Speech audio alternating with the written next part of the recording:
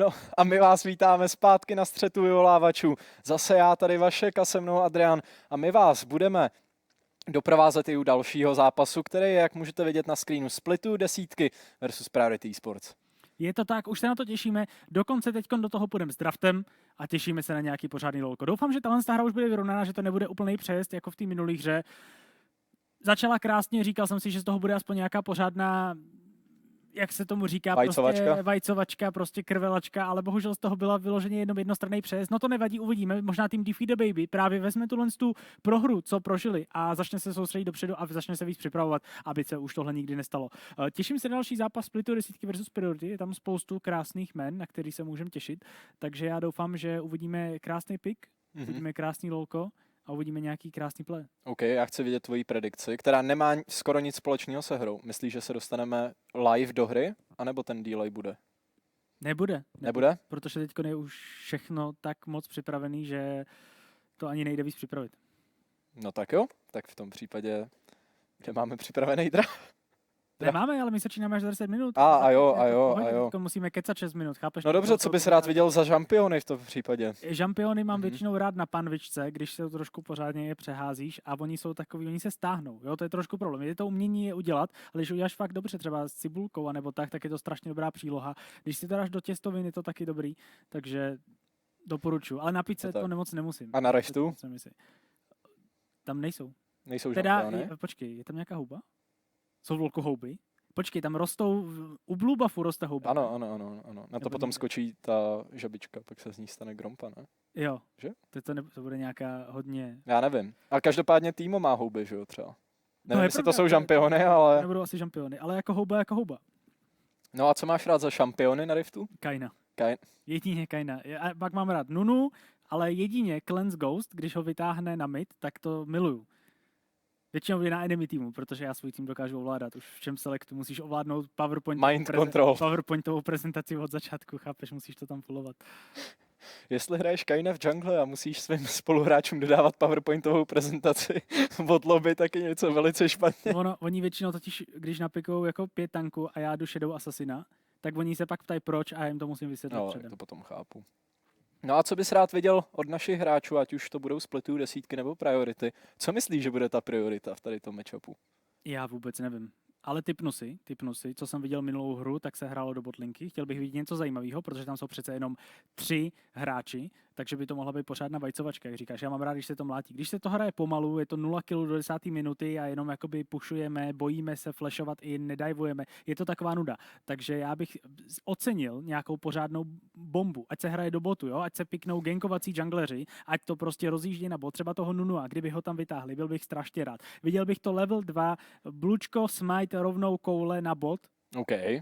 Jo, support koupí control várku, ani nekoupí support item. 4 control várky. Já jsem chtěl říct, že to už není možný teďka v LoLku, ale jelikož hrajeme customky, kde máš pořád na výběr si koupit support item, tak by to teoreticky možný bylo a proč vlastně ne? Asi jo, asi tam nejsou vlastně role, takže by to nemělo by to forsovat. Ani smite na junglera Jo, ano. To se taky může stát. Já doufám, že se to teda nestane, protože to by znamenalo delay, reset hry a zase bychom tady koukali na sami sebe. Sice jsme moc pohlední, 2 kluci, ale nejsem si jistý, jestli diváci to vidějí stejně. Já si taky nejsem jistý, mě každopádně trošku mrzí, že jsme neviděli draft té první hry, protože by nám to dalo aspoň trošku nějaký náhled do toho, co naši hráči chtějí pikovat. Samozřejmě tím, že tam byl Zubáč v draft piku, tak si myslím, že to mohlo být trošku skynutý k nějakému Volibear banu, k nějakému Viego banu, ale to už jsou taky mými starý 2 roky, takže já nevím. Ale uvidíme, oni mají k dispozici trenéry při pikování, takže možná do toho hráči kecají, jak je známe, ale doufám, že do toho nekecají, aby to víš co, jak jsou to hráči, aby náhodou nevytáhli nějakou lumpárnu, která se zrovna nehodí do toho mindsetu, co se hraje. Uvidíme, co vyvaří. Nevím ani, kdo jsou trenéři, máme to v soupiskách, mimochodem, ty trenéry, takže by mě zajímalo, kdo je trenér u těchto 2 hráčů, protože viděl jsem tam hodně jako známý jména, který se pohybují i jako v celé scéně, což bychom mohli nastudovat před hrou vždycky, a aby jsme věděli, do čeho jdem. To si určitě nastudujeme a já jsem doufal, že to tak trošku uvidíme na obrazovce, ale ještě nám zbývá trošičku času. A já bych se chtěl pobavit o nějakých těch picích. Mohli jsme vidět v první hře jak Azira, tak Auroru. žádný silný ADčko. Viděli jsme Junaru, kterou ale podle mě Helafuego chtěli nechat projít. Podle mě do toho měli připravený toho Afilia nebo tu Kamil. A přece jenom seš low mobility AD carryčko, seš strašně slabý early, takže proč ne? Zajímalo by mě, co tam bylo, jestli tam byly hlavně bany do topside a umím si představit, že tam mohl padnout nějaký ban na Orianu, umím si představit, že padly i další bany na Omona.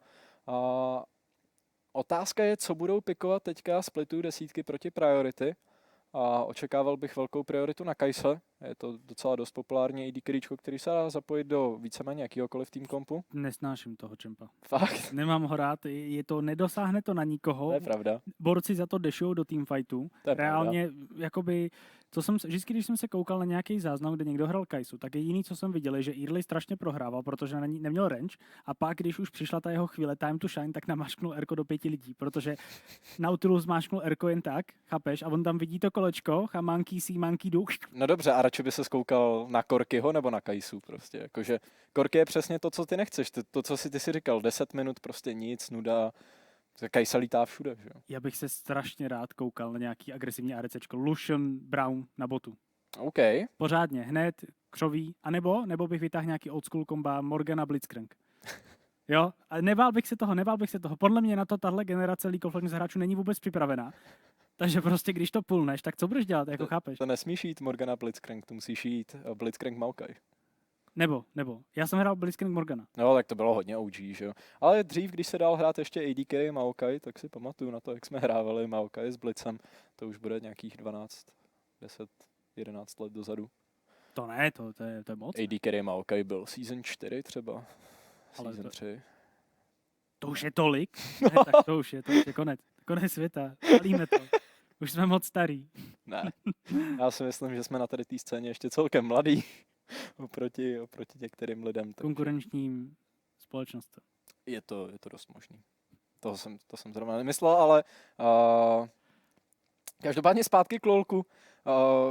Jak už jsme zmiňovali tu Kaisu, tak právě do ní můžeš hrát nějaký agresivní AD carryčko, ať už je to ten Lucian, nebo třeba Draven, což je čem, který by se nám tady taky mohl vyskytnout. V tom mám třeba střed vyvolávačů hrozně rád, že se nám tady ty drafty trošku obohatějí, ať už o nějaký osobní komfort, tak už i o nějaký to sebevědomí, kdy si tam piknou nějakýho Dravena, nějakýho prostě all-in snowball championa. Pořádnej ego pick. Ego pick? Ego. Hraju na ego, budu mít 300 seker, nedostanu ten kill po tom junglerovi, no nic, klikám Nexus. Hraju Olafa, Kleda a nezájem prostě. Defending my own Nexus a klikám enemy Nexus, chápeš? Mám tam 300 seker naházaných, nemůže se nic stát. A ono nepřijdeš o všechny, ne? Ono to má nějaký, jako když umřeš, tak nepřijdeš o všechny. Nebo přijdeš na nulu vyloženě? Nepřijdeš na nulu, ale přijdeš na čtvrtinu, myslím, že 25%, že ztratíš. To je hrozný. 3/4. Počkej, to vůbec není hrozný, mimochodem, když se o tom tak bavíme, že to jako... Je to hrozný. Není. Je to hrozný. Kolik máš gold za každou sekeru, ne?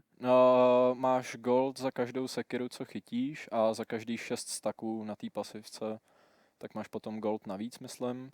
A potom, když to zabiješ, tak ten totální cashout je krát 2, myslím. Nebo krát 1,5. Něco takového. Ten gold influx je tam hodně velký. Nevím, já Dravena moc nemusím, takže není to jeden z mých oblíbených champů. Je to strašně těžký. Zahrát? No. Ne. Jakže ne? Vůbec ne. Musíš klikat tam zpátky, ale ono se to dá ovládat, tam klikneš, jo, sekeru hodíš. Ale tak jako skill ceiling to má vysoký, ale myslím si, že jiný AD carryčka mají mnohem lepší skill ceilingy. Jako třeba Eška. Jako třeba Kajsa. Když víš, kdy ultit in a neultíš do 5 lidí, tak a ne každý je Uzi, že jo? Takže. Nehrál spíš Vaynu? Uzi byl známý tím, že hrál Vaynu, ale potom, co vyšla Kajsa, tak jako Kajsa se stala jeho ikonickým pikem. Škoda, že jeho kariéra potom víceméně tak nějak skončila od roku 2019. Takže teďka je hodně spojovaný s Kajsou Gala, no, v Číně, ale i tak, pokud si vzpomeneme na jediný international win Uziho v roce 2018, tak to bylo právě na Kajse, kde tahal jeho tým 1v5 v podstatě. To ještě neexistovali ostatní fancy čempové, který teď využívají Riftu. No to nebyl Ksante třeba ještě, nebyla Yumi. To byly hezký časy. Yumi je krásný pick. Já chci říct, že takhle relaxační lolko, jako když hraješ Yumi, tak nikdy nezažiješ. Můžeš celou dobu psát do chatu. To je pravda. Můžeš celou dobu psát do chatu.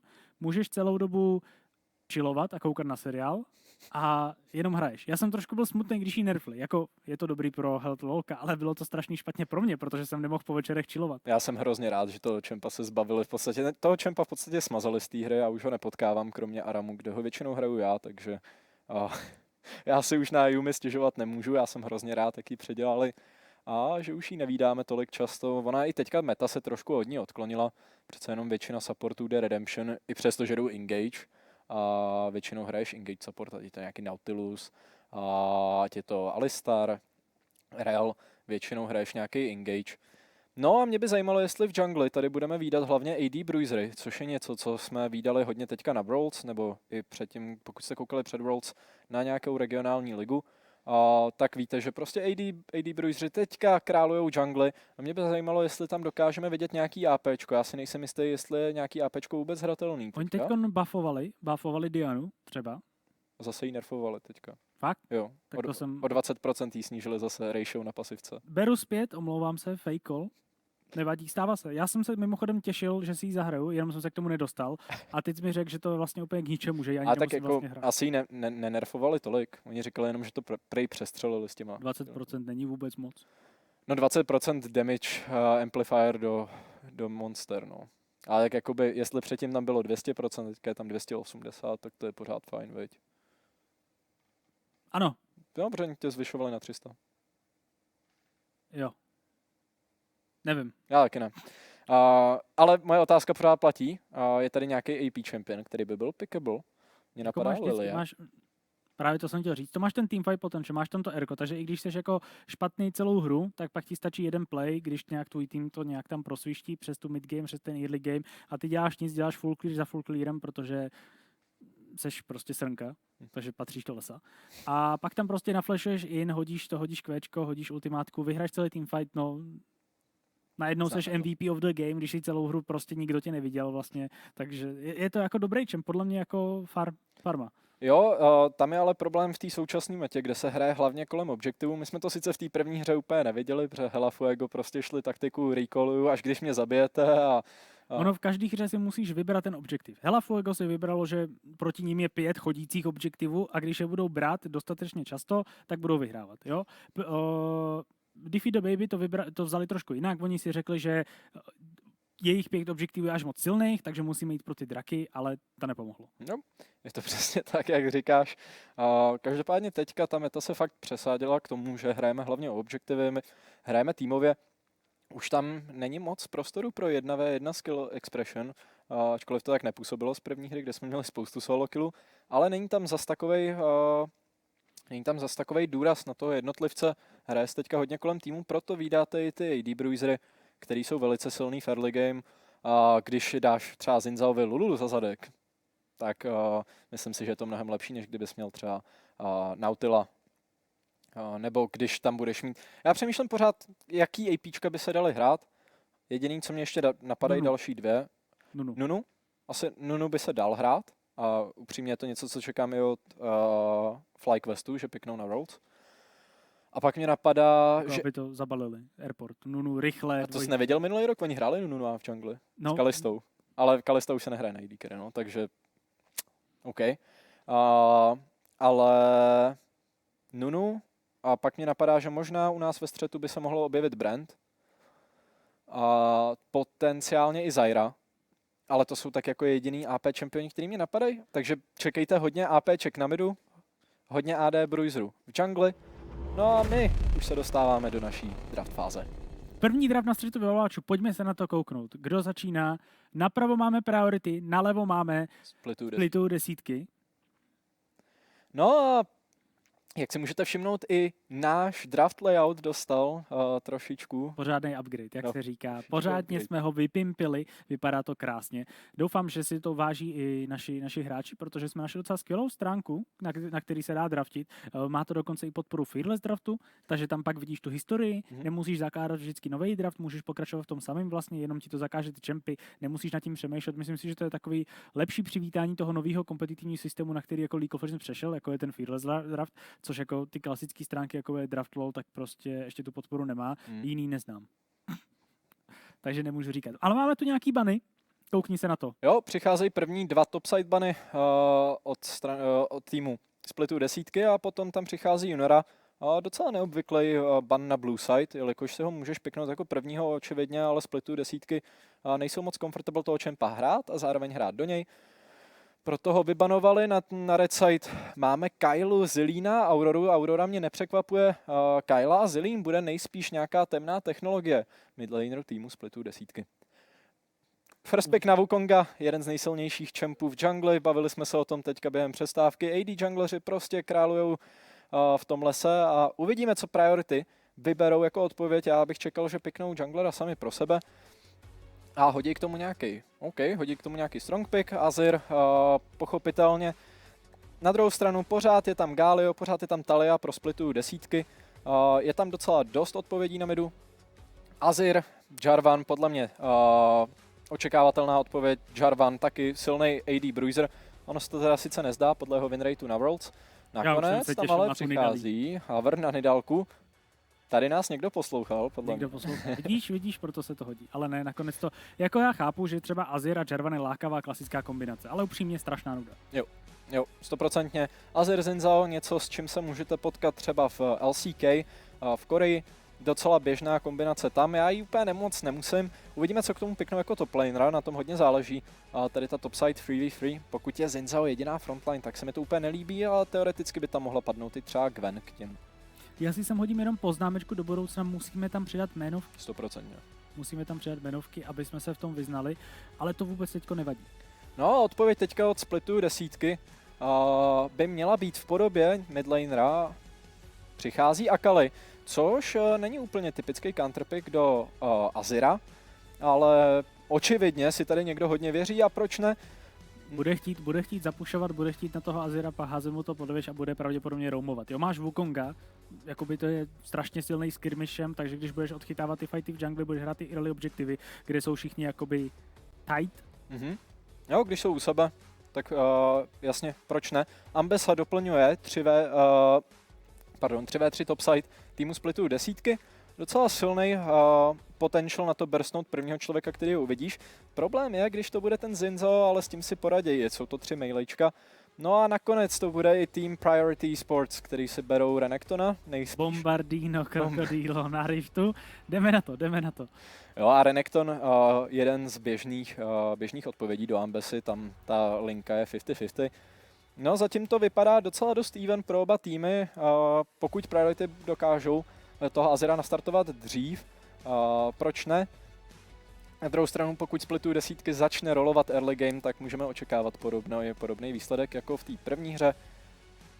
No a zatím nám draft prospívá nějakou tou normální progresí, kterou můžete vidět třeba na Worlds, to znamená oba týmy si pikli jejich topside, dropujou botlane, první ban přichází na Niko týmu Priority, oproti tomu Splitu desítky banujou Zaju, nechtějí proti sobě žádný disengage, přece jenom jejich tým je celkem heavy na to divovat na jednoho čempa, očekával bych tam možná bany nějakou Sivir nebo na něco mobilního, zatímco s tým Priority Sports by se měli vyhnout buď to nějakému engage nebo právě nějakému pouku, což splňují tím, že banujou jak Niko, tak Caitlyn, dva velice opresivní piky, na druhou stranu splitují desítky, jsou si jisti toho, že právě Priority budou chtít hrát nějaký disengage, je tam ta Kai'Sa, o který jsme se bavili, bohužel Brauma s Lušnem neuvidíš, ten dostal taky ban. Neuvidím, ale podle mě oni nás poslouchají a strašně nás edžujou, protože tyhle piky nejsou reální, co tam ukazují mimochodem. Podle mě je to simulace a nechtějí to vůbec hrát. Ale tu Kai'Su bych si tam dokázal představit. Jo, ta Kai'Sa v tady tom team kompu nevypadá špatně, potřebuješ nějaký damage.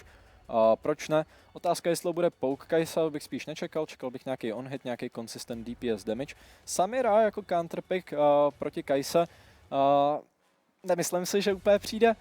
Záleží tam hodně na support matchupu.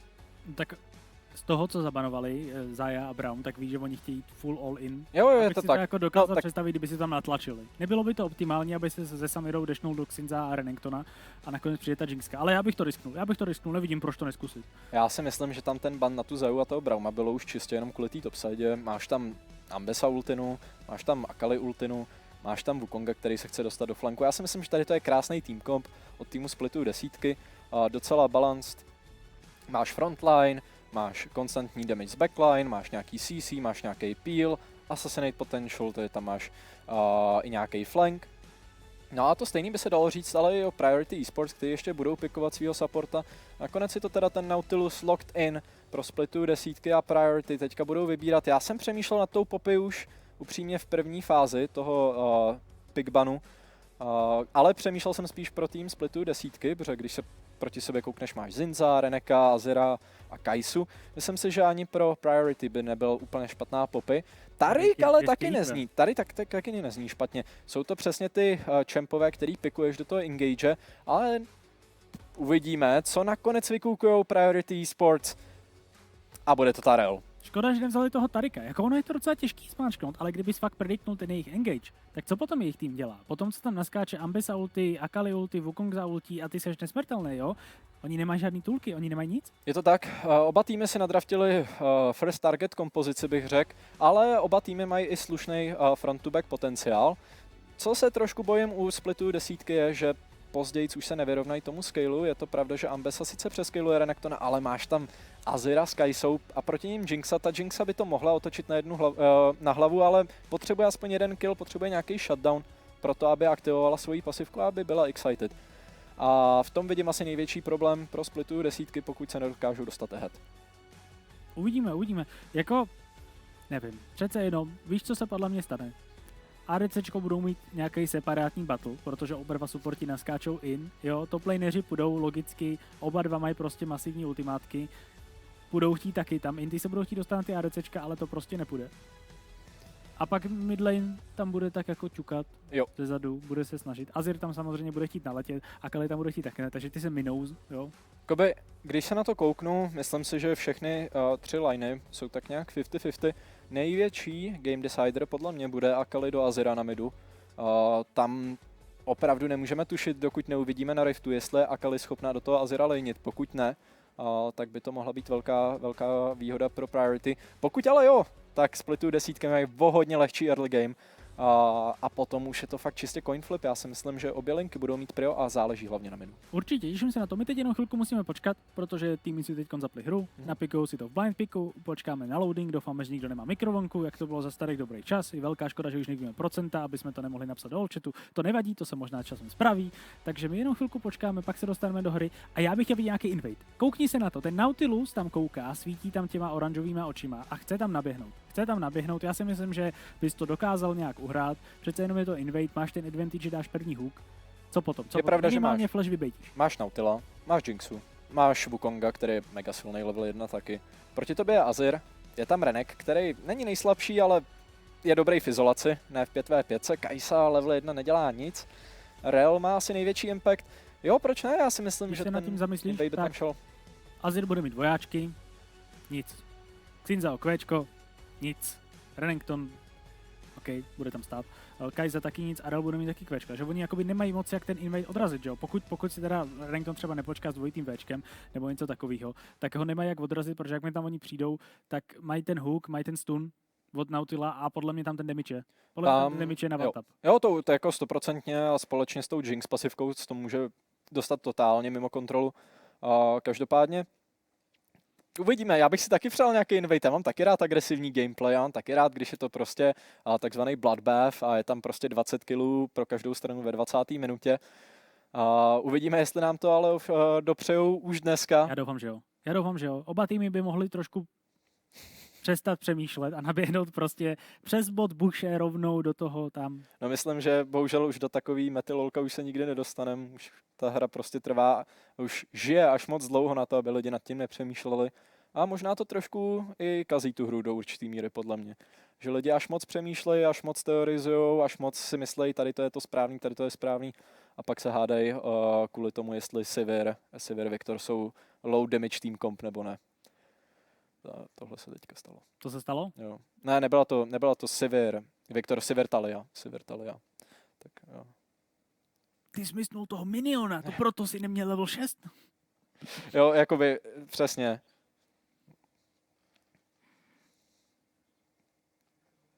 Tak a my bychom se měli dostat zpátky na Rift snad co nejdřív a Doufám, že nás produkce posune na Rift. Je to tak!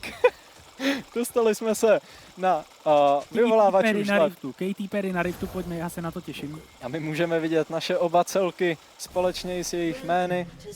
Můžete vidět zase opět nějaké jména, které se tady opakují. Já myslím, že Adiho jsme tady viděli, Reedfua jsme tady měli, Marka jsme tady určitě měli, Kněža, Nekro, Krosák, Averpis.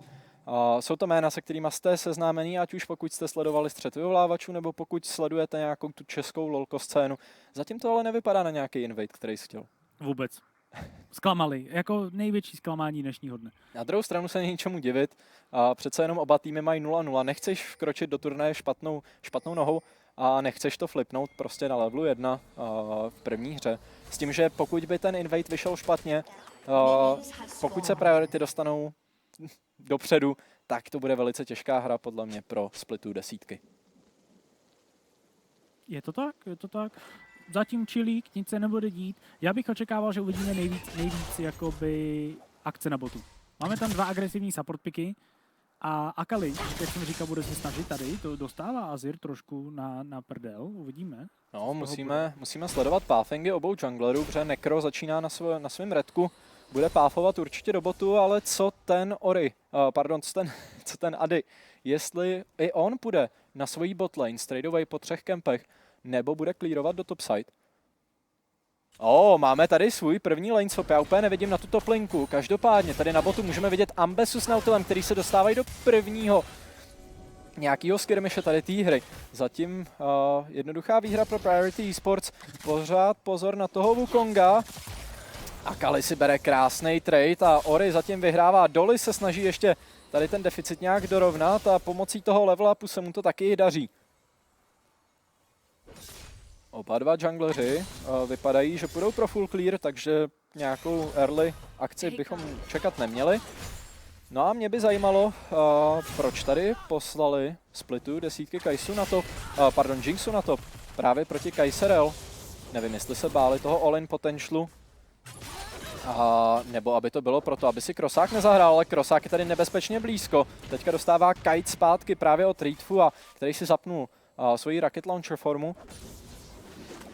No a vracíme se zpátky na akci na mid.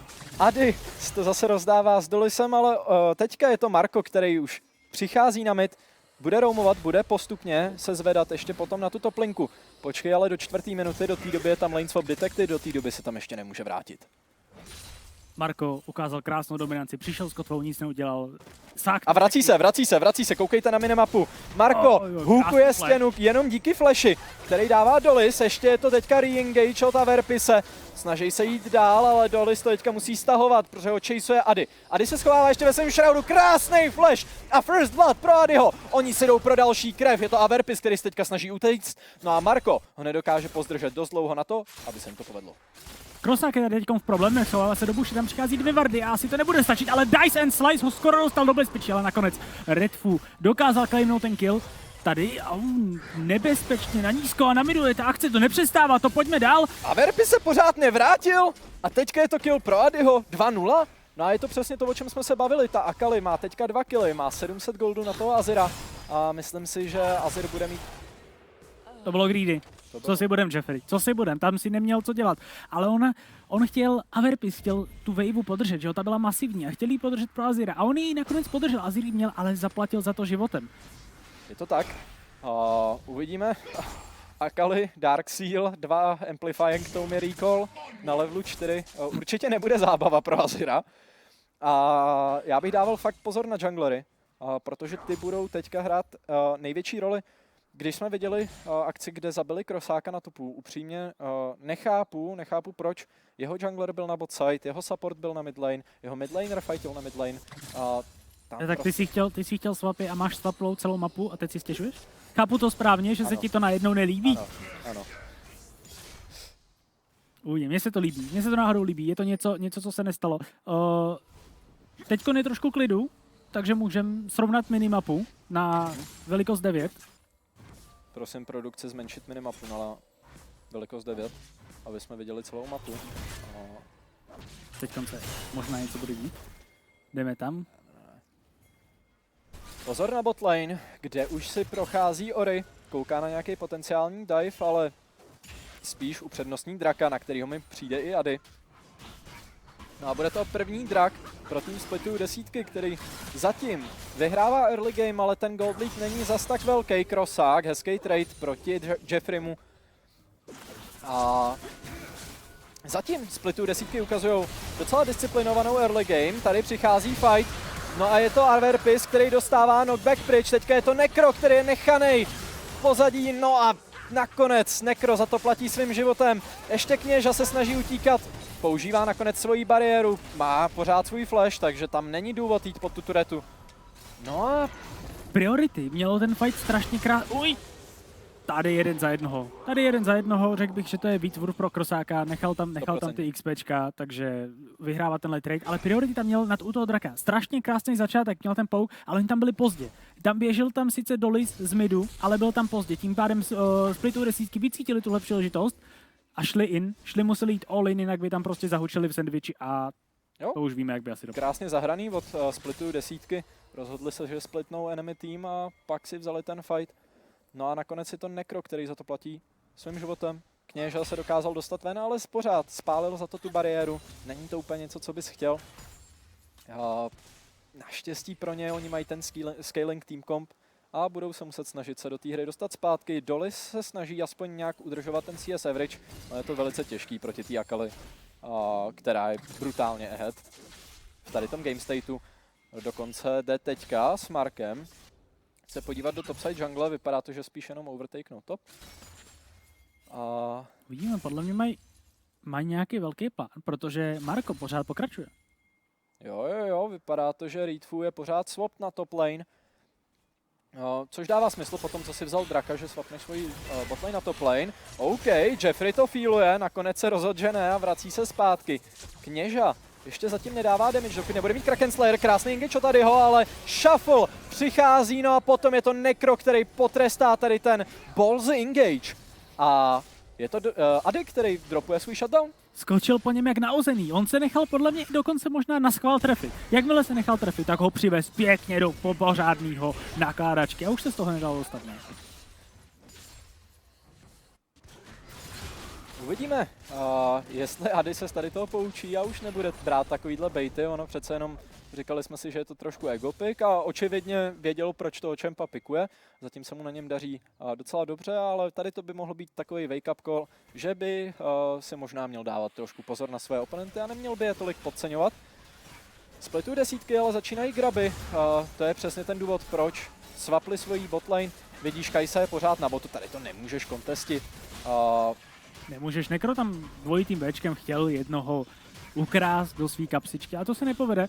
A teďkon už jsou Priority nebezpečně blízko k Feats of Strength. Jo, je to tak. Splitují desítky.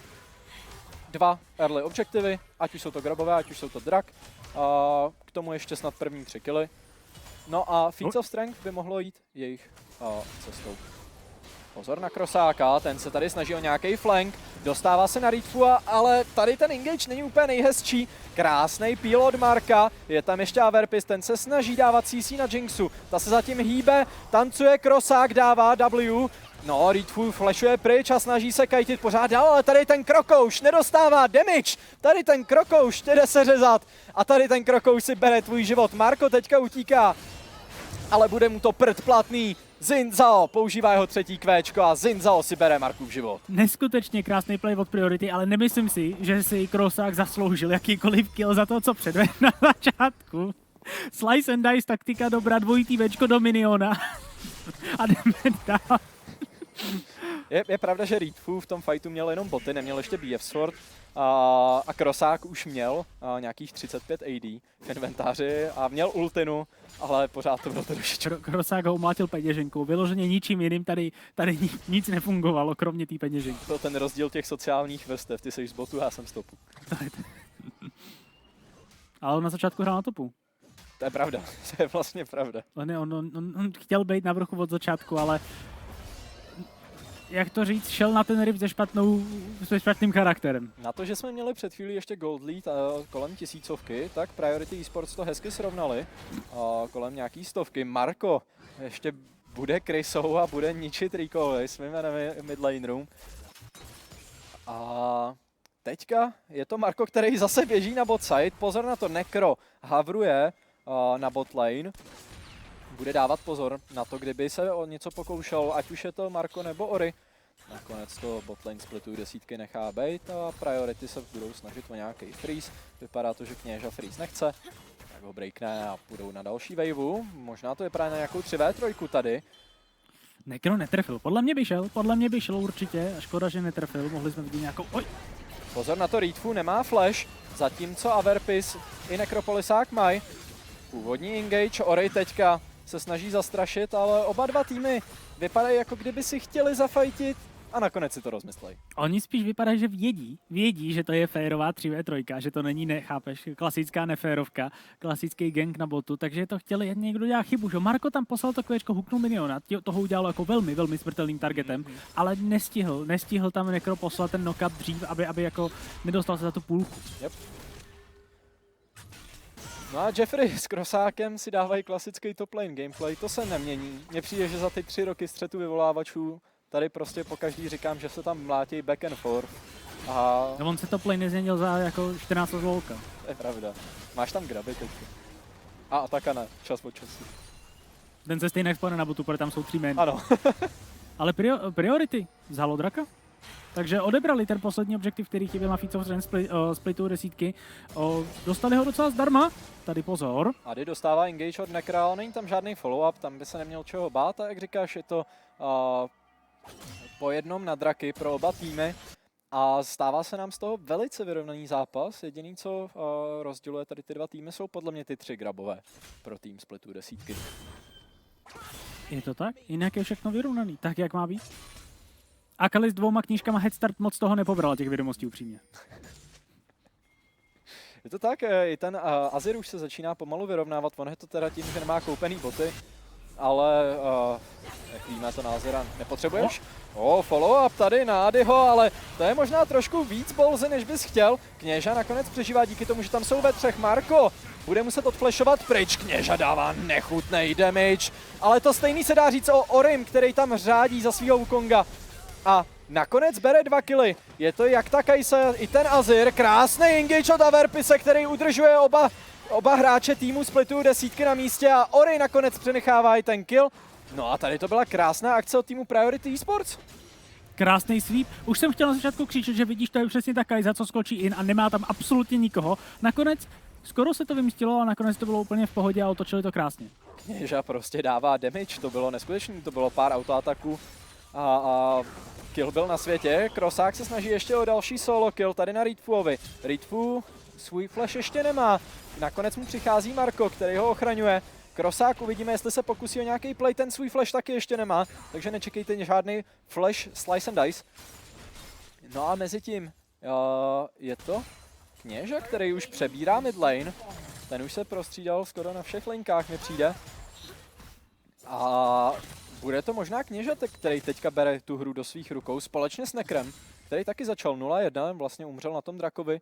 No a potom nazbíral 3 killy teďka zpátky do kapsy. A Priority Sports to pomalu otáčej. Splitu desítky chtějí turetku. Splitu desítky pořád využívají toho dobrýho matchupu na botu. S tím, že nikdo nejde na pomoc Renektonovi a Krosák, tak bude muset nechat tady tu první turetu téhle hry. Agresivní heal, pojďme dopředu. I přes flash nedokázal dodgenout Zep a super mega Death Rocket tady potvrzuje Krosákovu smrt. No a pro Reedfu je to dalších 300 goldů navíc. Krásný. Krosák trošku podcenil, pozor. Ježišmarja. Kněža se teďka možná až trošku moc vytáhl, ale Ady nedokáže potrestat jeho chybu dřív, než se tam objeví Averpis, který trošku bailoutnul svýho AD. To se stává, misklik. Tohle by Ady určitě neudělal, nikdy. Never let them know your next move, jak se říká, tak. Jsou to mind games. A určitě Ady měl svůj důvod pro to, proč tady za ultě. Viděl miniony. Pravděpodobně chtěl jenom na tu waveu. Počkej. Redemption nakonec ještě prodlužuje Adyho život. Ady tady rozmýšlí, jestli jít po Kajsa, on ví, že v moment, co se objeví, tak ho ta rel prostě stane. Nakonec je to Necro, který prostě vyčká jeho Cloud a bere si jeho život. Ady mu podle mě zacinkal účet. tak před 5 minutama. Není šance, jiný vysvětlení tam není. Nějaký neoznačený bankovky hrály roli. Ale i přesto, že Ady padnul pro tým Splitu desítky, tak je to právě modrý tým, který začíná Heralda a sázejí na to, že Kněža musí rekolovat, což taky teďka musí. Krosák nemá TP a tudíž tam není žádná potential na to udělat nějaký play na tom Heraldovi. Tohle je další free objective pro Splitu desítky. A uvidíme, jestli se budou rvát o další draky víc, a nebo si budou takhle střídat jeden buff po jednom. Ady vypadal chvíli, že by chtěl jít do Krosáka, nakonec se rozhodl, že tady není potřeba žádný agrese. Myslím si, že oba dva týmy teďka budou čekat na upcoming Drakea, který je za 50 vteřin, nebudou dělat nic. Crazy. Oj, nic. Dolly se teďka musí pod tou turetou bránit 3 lidem. Nakonec dává svoji ultimátku, ale tomu je predplatný. Marko potankuje turetu. Krásný kill pro Jeffreyho a nakonec i top tier 1 tureta. Pomocí Heralda Ady teďka dává 2v1 na botlane. Krosák přežívá s cca 10 jápkama a Ady se teďka bude snažit ho vychaseovat až pod jeho bot tier 1. Ještě dál ho chaseuje, on dodžuje, Wind becomes lightning, nakonec je to Krosák. Vůbec nečekaný outcome, na topu to pokračuje dál. Tady máme menší chase, umřel nám Ori, ale Jeffrey utíká dál. Otočí to Jeffrey? Nemyslím si. Běží tam Marko, ale nemyslím si. Uvidíme, záleží na tom, jak Marko a Reedfu rychle se dostanou na ten top. Oni už jsou v Riveru a není tam žádný stack teďka na Ambessa. Ambessa nemá svoji ultinu, teďka to Marko bude muset trefit a ten hook landuje. No, ale pozor na to, Kajsa pořád má svoji mobilitu, ona ultí. Tak co? Jeffrey nakonec padá a teďka je to na Reedfuovi, aby našel Kajsu. Tak kupuje co nejvíc času, to jde. Koupila ještě pár extra vteřin navíc. Marko se teďka snaží šikanovat Averpise. Ten jenom zdrháme skrz své miniony. A během toho, co se všechno tady to děje, tak Nekro bere toho draka, o kterém jsem mluvil na začátku tady té sekvence, že žádný tým nebude dělat nic divokýho. Nekro je chill guy. Počiloval na drakovi, vzal toho draka. Tam Splitu desítky strašně podcenili tu situaci. Oni tam nechali tu Kajsu žít, vzdali to tam, řekli si, ta je mrtvá, najednou nebyla, ta je mrtvá, najednou nebyla, ta je mrtvá a najednou pořád nebyla mrtvá. Ta Kajsa tam měla nehorázný uptime. Krásný play od Dolise, který si se svojí Sherryman Shuffle dojde pro Enemy Jinx a tím zaručil svýmu týmu 1 kill na enemy carryčko, to ale nenechává Jeffrey jen tak být, pouští se do další bitky s Krosákem, teď se tam připojuje i Ady. Mezitím Marko dostává Isolated a je dead. Krásný public execution od Jeffreyho, ale možná trošku až moc pozdě, protože tam je skoro celý tým Priority Esports. Jediný člověk, kdo tam není, je Nekro a ten vyhání Oriho ze svý jungle. Neskutečný přest, ale pořád jsme na goldy vyrovnaný, koukni se na to 10-17 a jenom jako 700. Priority teďka ukazují, že jejich midgame je o dost lepší, protože jejich rotace, mně přijde, že jejich tým je všude, kdekoliv se co stane, aspoň tam jsou 2-3 hráči a Splitu desítky s tím trošku strugglujou. Ono pořád, přece jenom máš tu Kajsu, máš toho Azira, odchytíte ve fightu, ať už je to Ambessa účko, ať už je to Wukong účko, všechno se to dá pořád otočit během jednoho fightu. Ale Priority zatím ukazují, že mají dost dobře našlápnutou early game. Pokud takhle budou pokračovat dál, tak splitujou desítky, budou mít co dělat, aby se v té hře udrželi. A Verpi se ještě otravuje. Verpi chtěl, aby na to náhodou nedoplatila, naštěstí skáče přes tu zeď. To tak. Supporti prostě od season 10 už mají až moc mobility podle mě. Tady to bys třeba hlavně mají moc damage. No s Alistarem bys to třeba nikdy neudělal. Proč ne? Ty bys neutek přes tu zeď. Však bys ho odrazil. Alistar má mobilitu naopak. Chápeš? A máš ultinu. A máš ultinu, ty nepotřebuješ se hejbat, když tě nezabijou. To je pravda. Víš to, s Alistarem prostě invadeš enemy junglera, seš tam prostě 30 sekund naživu a co s tím? No, zatím se nám teďka hra zpomalila, vypadá to jako oba týmy by čekali na objektiv, který dál přijde. Zatímco tady to říkám Krosák, jde zase in, jeho slice and dice dole, teďka musí používat i svoji ultinu. Jinxa podpoří tady nějakým damagem a je to overload na bot lane pro tým Splitu desítky. Ty berou tier 2 turetu červeného týmu a Priority Esports zase pozdě na té rotaci. Vidíš to, že 3 lidi jsou na midu a nestíhají se hýbat po té mapě. Mezitím Ambessa zase pušuje top lane. Tohle bude velký oříšek pro tým Priority Esports. Atakan přišel na Rift. Co si Kde? myslíš o Atakanovi? Je na topu. Je na to. To vidíš to jsem nečekal. Potom, co už ho máme, nějaký ten rok ve hře skoro. Co si myslíš o Atakanovi? Je to bait objective. Je to bait. Ne, je to nejvíc broken objective, nejvíc který broken existuje. objective, Když ho vezmeš, tak prakticky vyhráváš hru, ale je to bait. Jakoby rozhodně se ti nevyplatí startovat 50-50 Atakan. Protože ten debuff, co ti dá Atakan, jakmile ho tankuješ, on se jmenuje Frail and Unworthy, myslím, který ti redukuje armor a magic resist, tak víceméně, když začneš 50-50 flipovat, tak potom dostaneš clean ace od enemy týmu a ještě k tomu si vezmou Atakana navíc, protože proč by ne. Jen tak free bonus. A nevím, jestli o tom víš, Baron dělá to samý, ale ne tak silný. Jo, a ještě k tomu Baron redukuje damage toho, kdo to tankuje o 50%. Tam jde o to, že ten Atakan, jak má ten útok, jak se točí, tak každý ten stack jakoby to nastakuje. Ten Baron přece jenom neútočí tak často, takže nenastakuje to tak rychle. Zatímco když ten Atakan se roztočí, tak jsme všichni na nulo.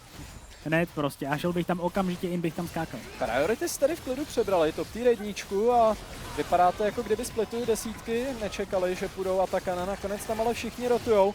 Priority komitujou hodně, dokonce dávají TP a Crossax teďka snaží dělat rozdíl mezi tou backline a frontline. Dávejte pozor na Kai'Su, Azira a Jinxu. Jinxa si pořád drží dobrý prostor, tam přichází Zinza ulti a ta dělí celý fight teďka. Je to jenom oh my god, Dolis dává 2 killy a může jít dál. Reidfu se nemůže vyhnout tady tomu všemu damage a Priority Esports hráli skvěle kolem té Zinza ultimátky. Hráli skvěle kolem toho času, který je koupil. No a i ta Jinxka, která dostala 1 kill, nakonec nebyla enough. Možná tam chybí ještě ta Infinita. Něho je strašně líto Reidfu. Měl si skvělý odstup celou tu dobu. Dokonce tam vystřelil toho Zinza, ale on nemohl nikoho zabít, ten chudák. Ten chudák tam 20 sekund útočil úplně krásně bez jediný chyby. Ace. 20 sekund tam úplně krásně útočil bez jediný chybí. A nakonec se mu to stejně nevyplatilo, dostal pančo za sekundu i po tom resetu, co byl excited. Fakt pěkný positioning v tom teamfightu, on nemohl udělat nic víc líp, dokonce i ten kill tam získal, ale prostě nemohl přes toho Zinza. A uvidíme, jestli pokud dostane 4. item, to by mohl být velký power spike na tu Jinxu. Každopádně, co nás čeká teďka, je drak, toho už Nekropolisák začíná. No a pomalu se tam sypou oba celky, priorities, jak by jejich jméno naznačovalo, mají prioritu, dostávají se tam dřív. Dávej pozor na to, že Azir se ovšem drží na sideline. Nakonec to vypadá, že splitu desítky přenechávají i tady toho Drakea. A to už je soul point ve 22. minutě. To jako, není úplně něco, o co bys... Jestli necháš Mountain Soulu se 3 Mountain Drakama, tak s Jinxkou rovnou můžeš dávat Alt F4, FF15, protože nezabiješ absolutně nikoho nikdy. Ještě k tomu koukni se na něj. Chudák postavil Mortal Reminder, takže nemá ani ten Armor Penetration. Ale tak on ho má v tom Mortal Reminderu. Nemá tak velký, ale má.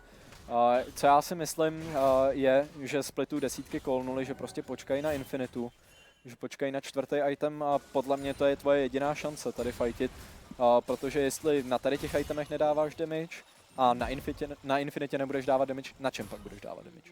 Vůbec nevím, ale proč postavil vlastně Mortal Reminder? Renekton Zinza, Divine Sunderer, Renekton má velký healing. Zin má taky velký healing, nevím. Do linky mi to smysl nedává. Jako já jsem na tím přenášení způsobem, že ty vlastně jsi jediný masivní damage dealer a musíš stavit item, který je prakticky situational a nedává ti tak velký damage, jako kdybys postavil 3. item rovnou Infinitu nebo i ten Dominik, že jo. Prostě přece jenom máš tam Akali, která dokáže někoho one-shotnout, takže to bych neřešil a promiň, mohl by někdo postavit Thornmail, jo. Jo to jo, ale na Thornmailu máš potom špatný to, že aby Jinxa! Reidfu mezi tím dostává catch, ani nevím kde na mapě. Vypadá to, že u Blue Buffu týmu Priority Esports, co tam dělal? Mezi Blue Buffem a Wolfama. Klasický jungler. To byl AD carry. A on chtěl? Jo. On chtěl být jungle. To chápu. On prostě život ho natlačil do pozice AD carry, ale to nic nemělo, že jeho srdce zůstalo v jungli. Jediný štěstí pro splitu desítky je, že ten Baron se spawnuje až za nějakých 25 vteřin. Znamená nějakých 15 vteřin, potom se Reidfu spawne. Nepřicházejí tím možnost toto fightit o ten objektiv, který bude teprve spawnovat. Ale to je tak jediná cena útěchy. Tady to má být tvoje keríčko. Tady to má být tvoje naděje, protože co si budem, Akali s Ambesou prostě nebudou dávat tak velký damage jako Kai'Sa a Azir. Můžou se snažit sebe víc. Tvoje jediná šance je tady dostat dobrý fight s Jinxou, ale myslím si, že Necro to bude dělat velice těžký. Ty jeho ultimátky tuhle hru mají takovou value, že si myslím, že jsem nikdy neviděl lepšího Zinza v mém solo. To je pravda, když hraješ platý. Nepřidávej mi. Já jsem jako zvědavý, protože jeden misplay od Priority, kdy dáš Jinx excited na začátku teamfightu, když si to nepohlídáš a může to tam vyčistit. Může to tam vyčistit a ten Baron, ten fight je nebezpečný. Koukni se na ten, to je ten otevřený pit. Je tam krásný, můžeš tam běhat kolem všude dokola. Takže já jsem zvědavý, jak to dopadne. Určitě si myslím, že jeden s tím musí začít. Co by dub? Já bych nečekal, že by to Priority úplně rašovaly. Myslím si, že kolem toho budou hrát, budou vábit svoje oponenty na to, že... Není čas, ztrácet čas. Jako... Proč bys čekal? Na nějakou lepší chvíli, co je na tom? No a Marko tě očividně vyslyšel, protože to hookuje in. Krásný engage, instantně na Reedfu a Necropolisák dostává exhaust, ale popuje svoji ultinu. Reedfu teďka musí kajtit, dává si 1v1 s Kněžou, ten dostává CC, no ale jeho tým prostě dává toho CC víc. Reedfu se nemohl pohnout a je to skoro clean sweep pro Priority, který si berou 4 hráče. Bude to free baron pro ně a teďka je to Jeffrey, který může mít nějaký hero play, ale proti 5 hráčům jsou tam jenom Necro a jenom Kněža, který jsou low. Kněža má skoro svůj flash, Necro má svůj flash, tady to nemůžeš kontestit, tady nemůžeš s tím nic dělat. Bude to baron pro Priority Esports, pokud se nepletu, náš první baron tenhle rok. První baron střetu vyvolávačů. Dámy a pánové, baron. Stejně jako Ataka. Stejně jako Ataka. Drak vlastně byl minulou hru. Co mi přijde smutný, že splitu desítky mají nulový damage. Tam se nic za ten teamfight nestalo. Mně přišlo, že když Necro skočil po tu turret, tak ta turret dala větší damage za celou tu dobu, za tu chvilku, co tam byl, než celý enemy team splitu desítky. Ono je to těžký. Když máš Reedfua, který se musí potýkat s Necrem, který ho outrangeuje svojí ultinou, je to těžký. Potom Ori s Adim ty musí flankovat, ale zkusí flankovat Azira, který tam má stopwatch. Zkusí flankovat Kaisu, která má stopwatch a zároveň už buildí ty rezisty. No a ještě k tomu Adi a Ori nemají úplně tu nejlepší early game. Sice tam byly ty 3 killy z začátku, ale už se začaly nakupovat jenom ty smrti. No a teďka je to velice těžký pro ně hrát, protože už jsou až moc behind na to, aby dávali ten damage. Marko se tady nachází v enemy lines, je to Ori, který ho zachraňuje pomocí svého účka, ale nakonec musí flashovat pryč, to jsou 2 flashe. Možná ani to je nezachrání, Kněža tam dává svoji ultinu, dostává se do frontline týmu splitu desítky a pomalu si bere jak život Oriho, tak i život Necra. A tady to vypadá na pomalou destrukci báze splitu desítky, který nejsou schopný dělat nic. Jediný vlastně wave clear je tam Reedfu, ale Reedfu má level 13 proti level 16, level 17 Kaise, level 16 Azirovi, level 17 Renektovi. Tady to už je prostě až moc velký gold lead. 9000 v 28. minutě pro Team Priority Esports, který teďka klepou na dveře splitu desítky. Engage od Averpy se nevychází úplně tak, jak by si představovala, to stejný krosák. Reedfu ještě čistí miniony. Public Execution nehituje na nikoho.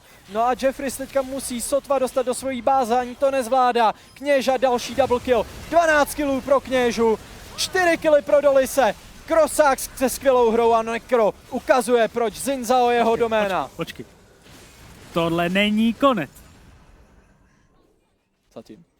Zatím. Jako asi to bude konec. Jednou určitě musí skončit. Jednou musí skončit. Nikdy nevíš, možná spadne.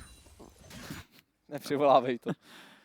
Ne, jako Priority tam bylo trošku greedy, jo. Byli tam trošku greedy, šli si pro ty killy, solo kill syndrom se přece jenom ukázal. Ale Krosáka to prej nezajímá. Krosáka to nezajímá. Ale oni evidentně jdou na toho draka, securnou si ten objektiv, grupnou to jako 5 lidí a jdou zase. Marko zase v džungli. Marko v džungle, ale tady není damage pořádnej. Tady to by se mohlo hodně prodražit týmu Priority Esports. Reedfu sice nehituje tu initial ultku, ale nakonec dostává excited. No a teďka je to drak pro tým splitu desítky. To, co vypadalo... Zajímavá otočka. Jsem zvědavý. Jako jistá hra Mají pro to Priority Esports. Priority tam snažili o nějaký T1 play, snažili se tam o rychlé ukončení hry. Nevyšlo to úplně v jejich prospěch. I tak jsou ale pořád hodně ahead. 6000 goldů. Pořád musíme dávat pozor na ty levely. Reedfu 2 levely down. Akali, Adi a jeho Akali 2 levely down. To stejný se dá říct o té Ambesse a Jeffrem, který je taky 2 levely down. To je asi největší rozdíl teďka mezi týmama. Marko kousnul. Marko ghostnul, ale podle mě má spellbook.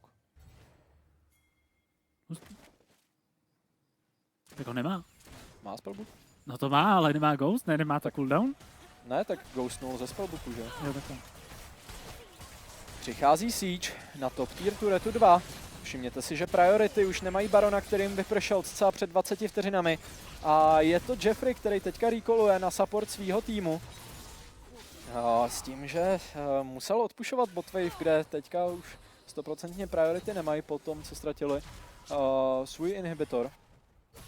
No a Chudá Cory. Chytá. splitují desítky tady Jedna. napozicovali všech 5 šampionů. Máme tady takový klasický Arad, all random, all top.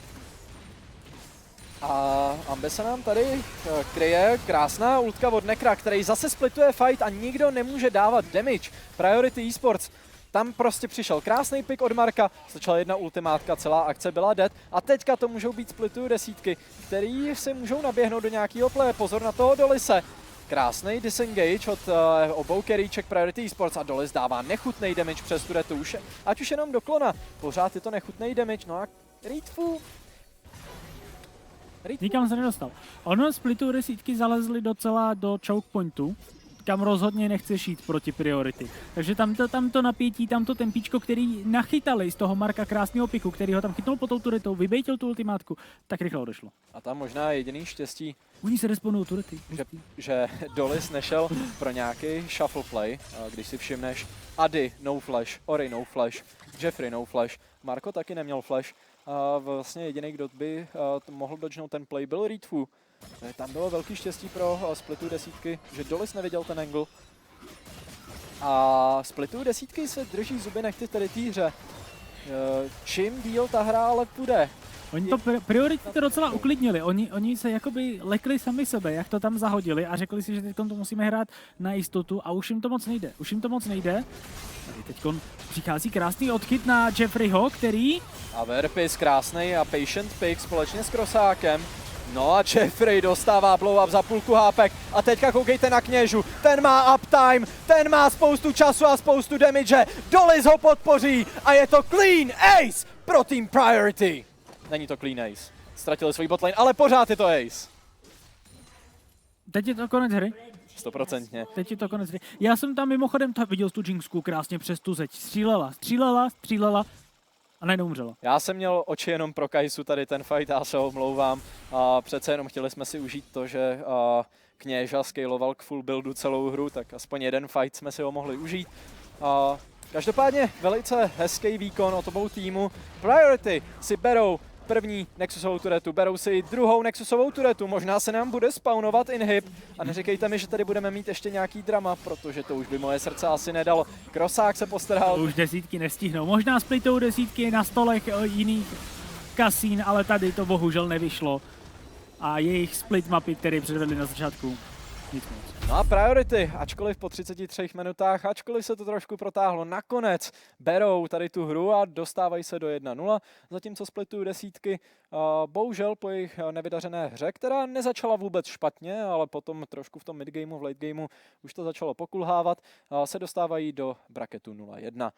Nás čeká další zápas, ani ne za 10 minutek? Za 10 minutek. Já si myslím, že za 10 minutek se můžeme těšit na krásnou další akcičku, takže si dáme nějakou 3-minutovou pauzičku až 4 minutky. Zkočte si na záchod, zkočte si pro nějaký popcorn a vraťte se tady na 19:55. Mějte se hezky, skládejte básně zatím.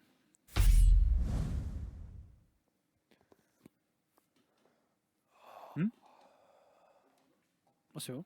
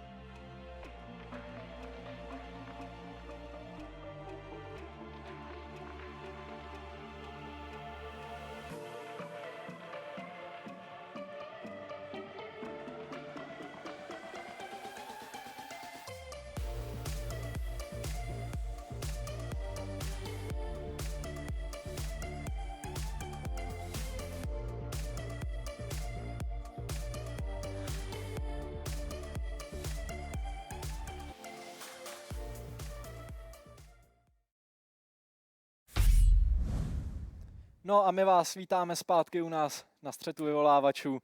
A doufám, že ty prodlevy jste vydrželi. Trošku se nám to zpozdilo, ale tentokrát jenom o pár minutek. Musím říct, že letos to zatím funguje velice dobře a doufám, že to bude trvat i takhle nadále. A nás čeká poslední matchup pro dnešek, který bude streamovaný. A to jsou týmy Los Herlinos a Štefan a Priatelka. A doufám, že jsem to vyslovil správně. Štefan a Priatelka děkuji. je to, ale ty za chvilku budeš Los Herlinos, podle mě, takže bych si dával pozor. Já budu Lost Herlinos. Los Herlinos. Štefan a Priatelka, jsem zvědavý na ten tým. Co jsem tak jako pochopil, tak mají krásný logo týmu. Štefana a Priatelku. Okay. Všimnul jsi? Ne, já jsem nekoukal. To jsou takový dvě legendy, chillou na lavičce. Nevím. Netuším, jsem mimo a možná mě doedukuješ do konce střetu vyvolávačů. Spíš ne. Spíš ne. To musíš prostě vědět. Ale třeba to vyslovím aspoň správně, pokud se dostanu do finále do té doby. Štefan a Priatelka? Priatelka. No. A tam. Priatelka. A jo, fakt, že tam je tě. Jasně. Nevím, proč to nečtu. Priatelka. Sorry, no. Ty prostě umíš jenom Void Graby, Herald, Baron a takový slovíčka přečíst.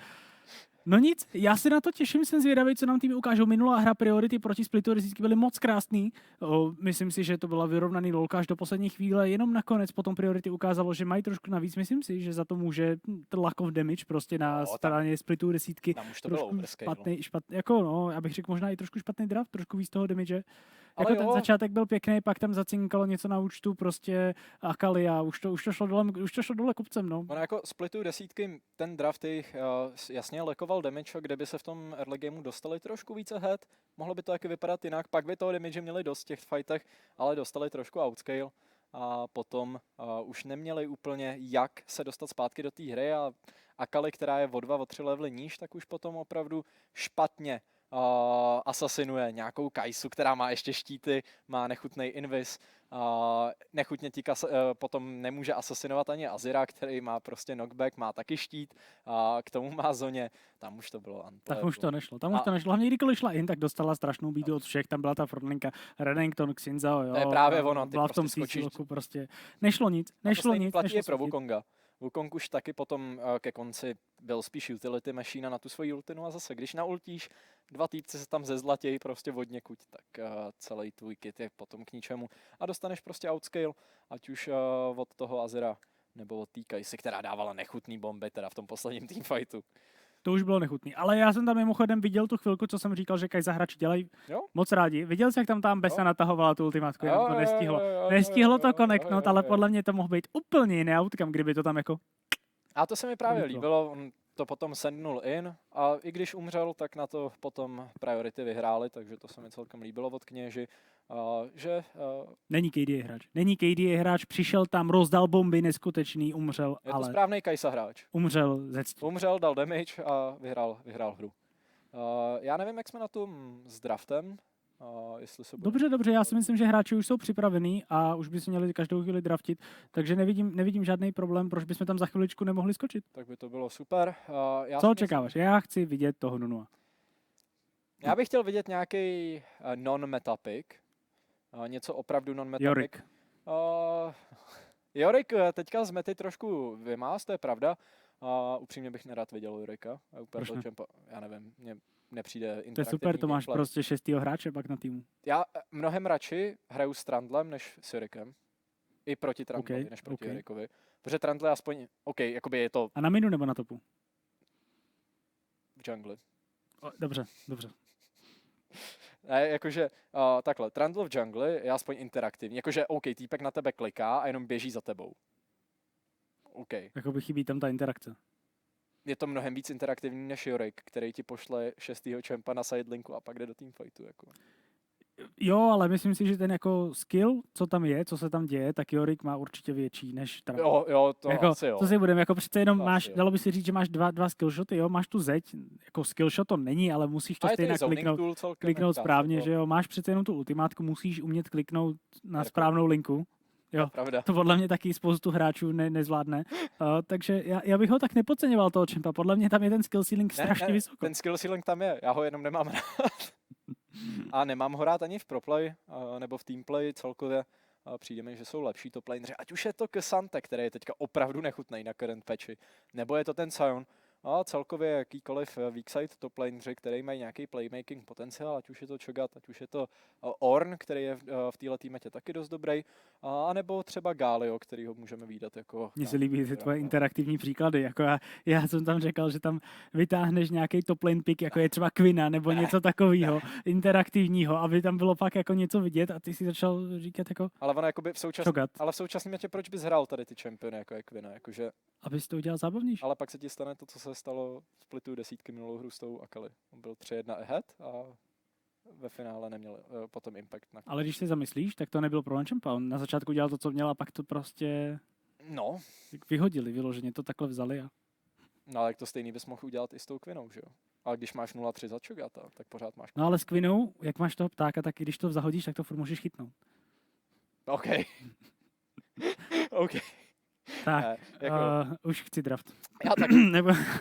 Ne, jako problém je, že v současné metě prostě nemůžeš hrát nic, co je carry, protože v moment, co hraješ něco, co je carry, tak oni tě prostě divnou. Jsi useless. Nenech se.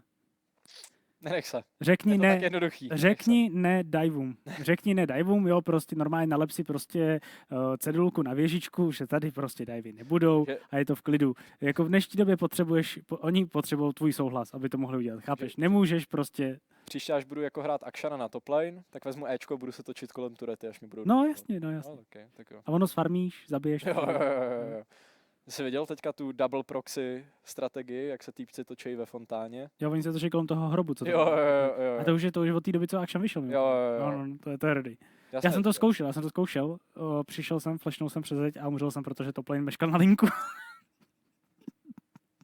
To mi připomíná mojí poslední Singed hru. A Singera bych chtěl vidět.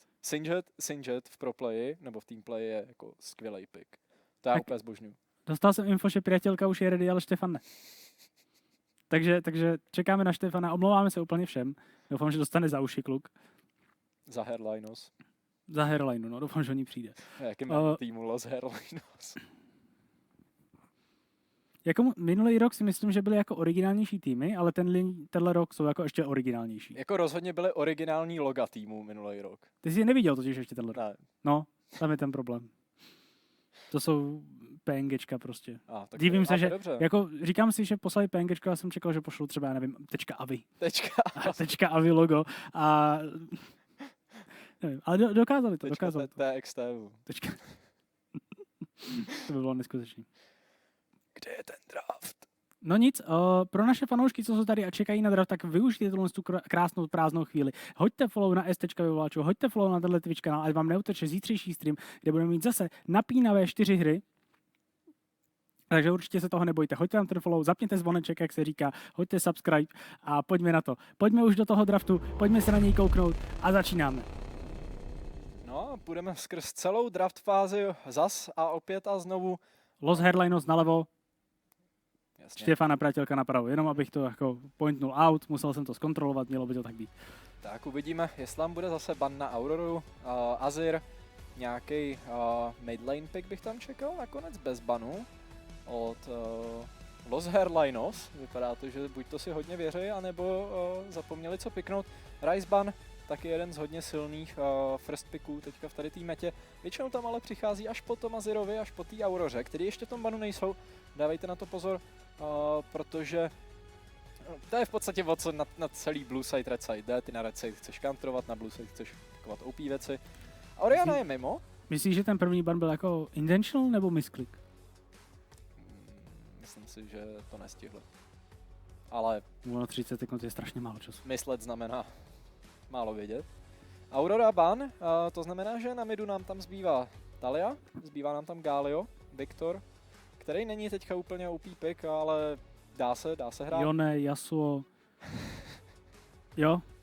Můžeme si prosím začít říkat čempy, který se můžou tady reálně i piknout? Ale počítej s tím, že v jungle budeš mít ADčko, takže na midu chceš určitě APčko. Syndra je ještě open. Syndru bych si celkem rád zakástil, to zní jako zábavný champion. No a... Twisted Fate. Twisted se ale teďka taky dá hrát. Z 5 banů máme 4 na midu. nevím, co je nejvíc OP role teďka ve hře. No možná je to nejvíc OP hráč, víš. Tam jako Gwen first pick? nezáleží na roli. Gwen first pick. To bude jungle. Možná je to hráčem, ano. Ale Gwen do toho instantní odpověď v podobě Kiany. Kiana taky velice silný jungler teďka. Její clear speed je docela nechutný a s tím, co dokáže dělat za paseku jak early game, tak i v teamfightech potom later on. To není vůbec špatný, ale do té Gweny to není úplně ideálka. Podle mě to je mid. Jakože je to mid pick. No proč ne?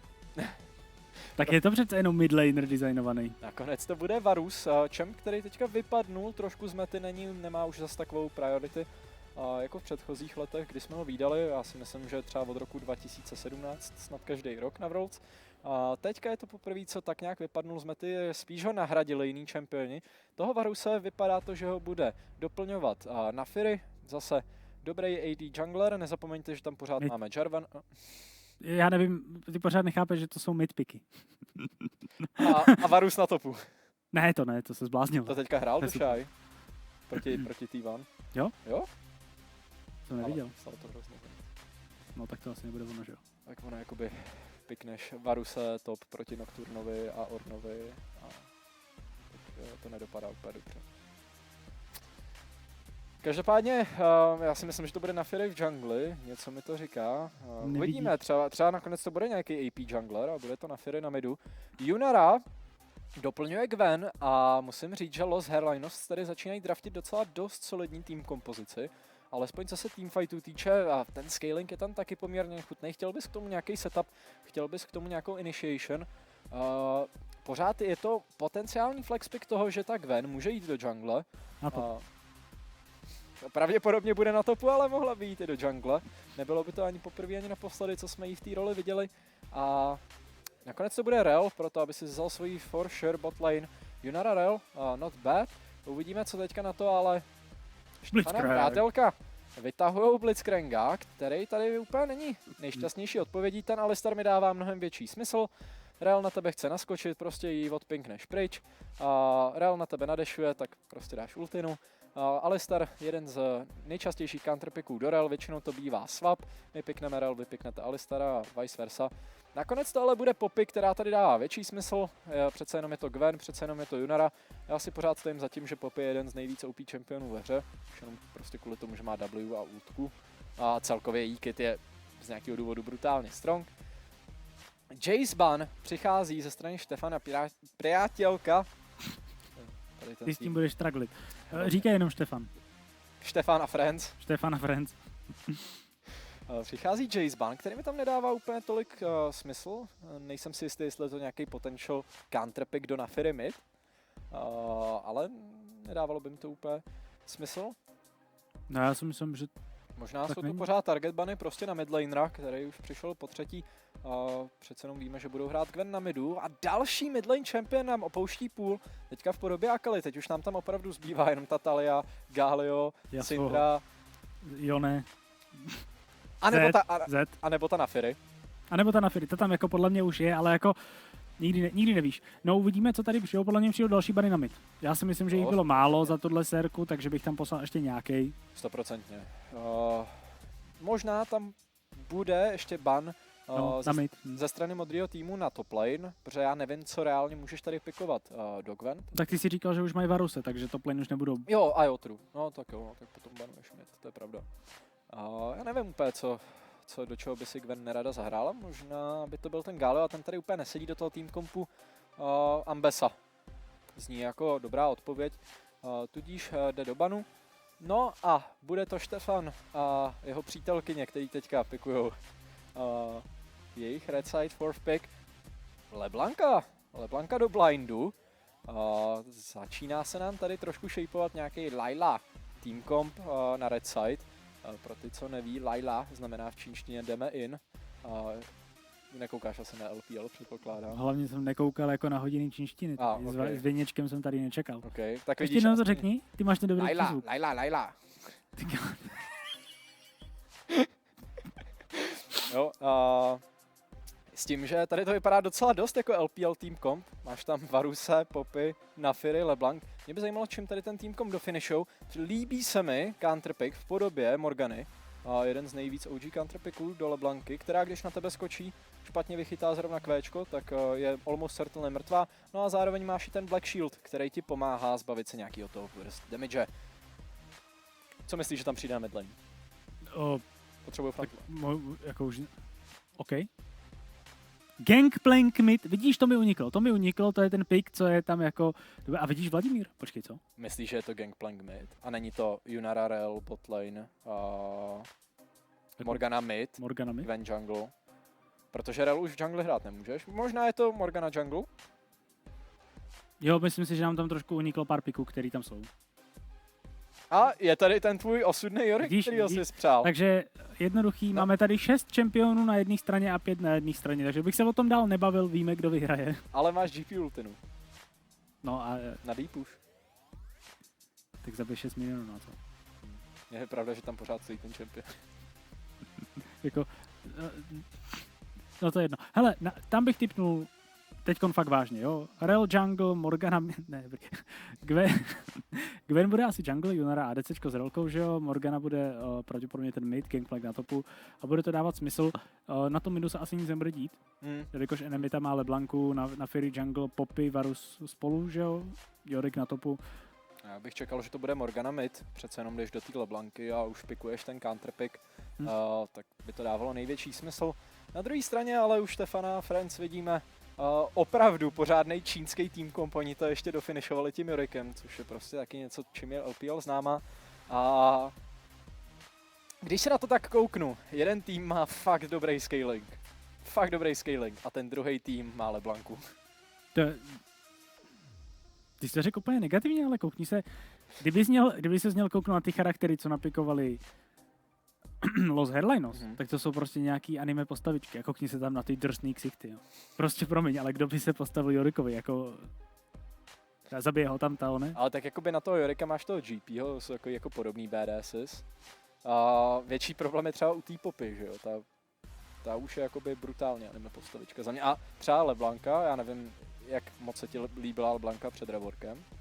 Mně se tady ten visual rework absolutně nelíbí. Jo. Jako absolutně ne. Já jako... Nechci pokračovat v téhle debatě, jaký League of Legends postavičky se ti líbí. Mě to ne, upřímně jako nezajímá. Ne, takhle jsem to nemyslel. Mě to nevadí, ale hele, mě chybějí ty doby. Klidně si mysli, co chci, ale já to nepotřebuji vidět. vědět. Kdy byl starý fiddle. Mně chybějí ty doby, kdy byla stará Lulu Poppy. Kdy to bylo jako hnusný to lolko, takový to, že tě ho odstrašilo, takový to... Ten Malphite.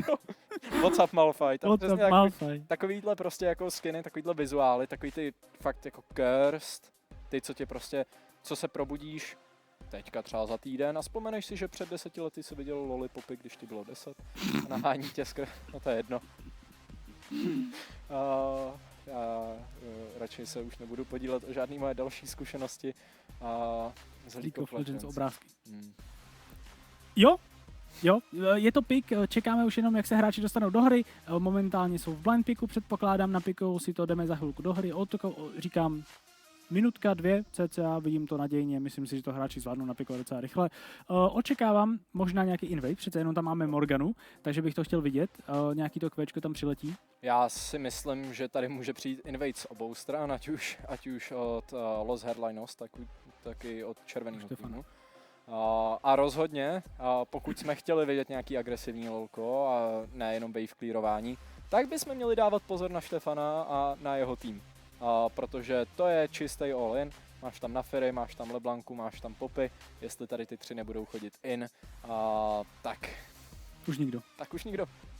Celý League of Legends. Zároveň... Jak jsi to říkal, co budou křičet? Laila. To velice jednoduchý, to Laila. Jo, ale tě bylo strašně těžký. Je to těžký, tak priatělka má mnohem víc slabik než Laila. A hlavně to nezní tak zvučně, no. Jako mě to mrzí. Bohužel jsem se narodil s debuffem a nedokážu mluvit slovo. Máme kulatý oči, že jo. Tak jo. Pojďme dál. Já se na to těším. Očekávám ten invade pro Los Hermanos, který ho vyhraje, protože má Morganu a lepší čempy. Takže tam se to otočí, pak to půjde dál. Ale já nevím, proč nad tím vůbec špekulujeme, když už jdeme do hry. Je to tak. Můžeme vidět i naše hráče. Konečně na scoreboardech. Žádný invade. Žádný invade? Zklamal si, Valir. No a já teda spíš poznávám jména na straně Štefana Priatelka, Nesklamal. kde máme třeba Majkeše nebo Devilka. Fubar, taky jméno, který se nám tady objevilo už minulý rok. A je to Devilek, který už nachází první trade. Valir bude muset rekolovat pro to, aby dobil zpátky Hápka tady. Devilkovi snad nic nehrozí, má tam cover od svého junglera, má i své Wčko. Tady to nemá vůbec důvod pokračovat tady ta akce a ani tady tu hru se asi invadu prostě nedočkáme. Já si myslím, že to ale jednoho dne musí přijít. Tohle byl takový soft invade. Nebyl to invade, byl to pokus o Vardu, ale jako bitka tam byla. Valir musel jít domů, naštěstí ho to nic nestálo, protože se dostalo moc brzo ve hře, takže se stíhá vrátit úplně v pohodě na linku. Všichni už jsou připravení. Je to mimochodem tak, jak jsme říkali. Morgana mid, Reliunara na botu, Gangplank top. Velká škoda, že tam není ta na Firmit. Vypadá to, že oba jungleři budou začínat na svých red buffech. Pardon, Gwen začíná na Raptorech. Ale to znamená, že bude páfovat pravděpodobně do topside, zatímco Fubar se bude věnovat svojí botlince. A Pouk Varus společně s Popy, tady se divím, že nepřišel klidněji nějaký lane swap. Tady to bude jedna z nejvíc opresivních linek, který musíš čelit. Jakožto Rel Junara. Junara tady vyžírá první kvéčko. Ale Lexando už musí používat svůj flash a tady to nevypadá vůbec dobře. Kotva a jeho health bar padá níž a níž. Musí flashat, to bylo too late, kluku. Ty padáš jako první a teďka i tvoje AD carry možná bude platit životem. Nakonec je to ale Landy, který se spokojí s tím, že Lexando bude muset jít recall na 0-0 životech a tudíž je to Los Hermanos, který vyhrávají level 1 fight, 2v2 na botlane. Já jsem upřímně neviděl moc krát Junaru, ale to bylo nechutný, to bylo level 1 damage. Level 1 damage a úplně je tam snědl. Tady to Lexando trošku overshotnul, on si věřil až moc, to kvéčko mohl klidně dát z větší dálky, nemusel jít tak in. Já chápu, že si připadal, že má ten damage, ale přece jenom hraješ Pouk, nechceš jít all in proti Junaře, ačkoliv je to level 1, pořád nechceš. A tady to nebylo úplně nejšťastnější pro botlinku Štefana a Priatelky. Já jsem zvědavý, co tam Valir chce vymyslet, protože dostává strašnou beatu. Ono od té Leblanky nedá se s tím moc nic dělat, na něj prostě skočí a nemůže dělat, si nedrží ten distance. Jo, tady to je víceméně jenom odpověď čistě na ten LeBlanc pick. Když hraješ proti někomu jako Devilek, tak to dává smysl. Ono otázka je, jestli nebude mít větší value až po té 6, kdy potom budeš moct na sebe routovat jak tu Popy, tak tu na Fury i tu LeBlanc.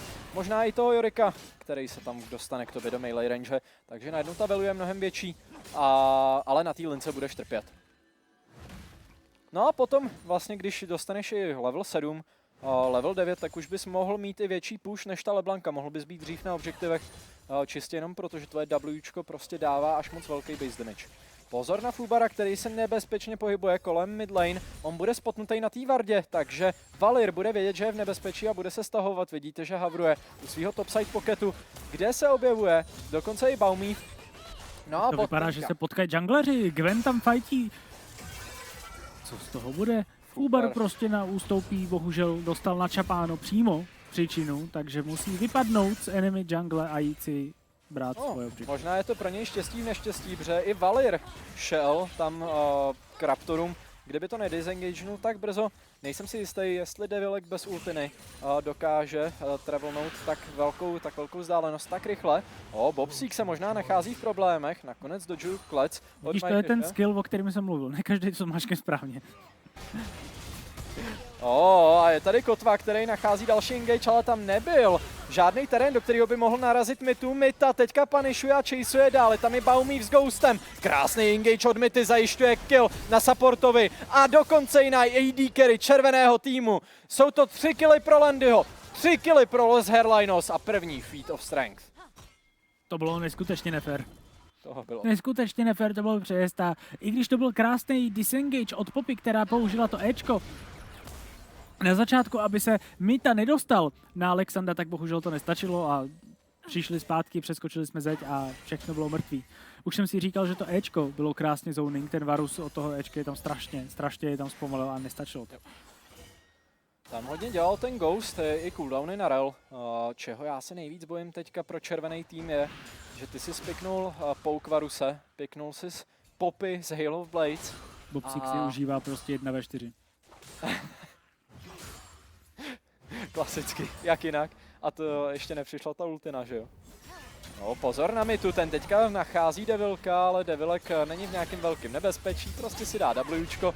Kdyby ho to mrzelo, tak má ještě ultku, aby si mohl skočit pro jistotu jednou zpátky. Červený tým ale díky tomu získává draka a alespoň tak něco vytěžejí z tady té early game, která pro ně zatím nevychází úplně nejlíp. No a Los Hermanos zatím ukazují, že oni jsou tím lepším týmem, ačkoliv by se to na papíře třeba tak nezdálo.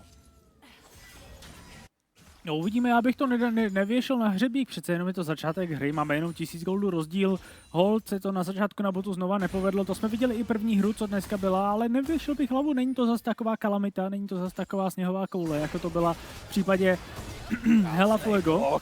Od kotvej na mitu, ale teďka se musí zase stahovat, protože tady ta Junara už dává fakt nechutný damage, to jsou ty 3 killy.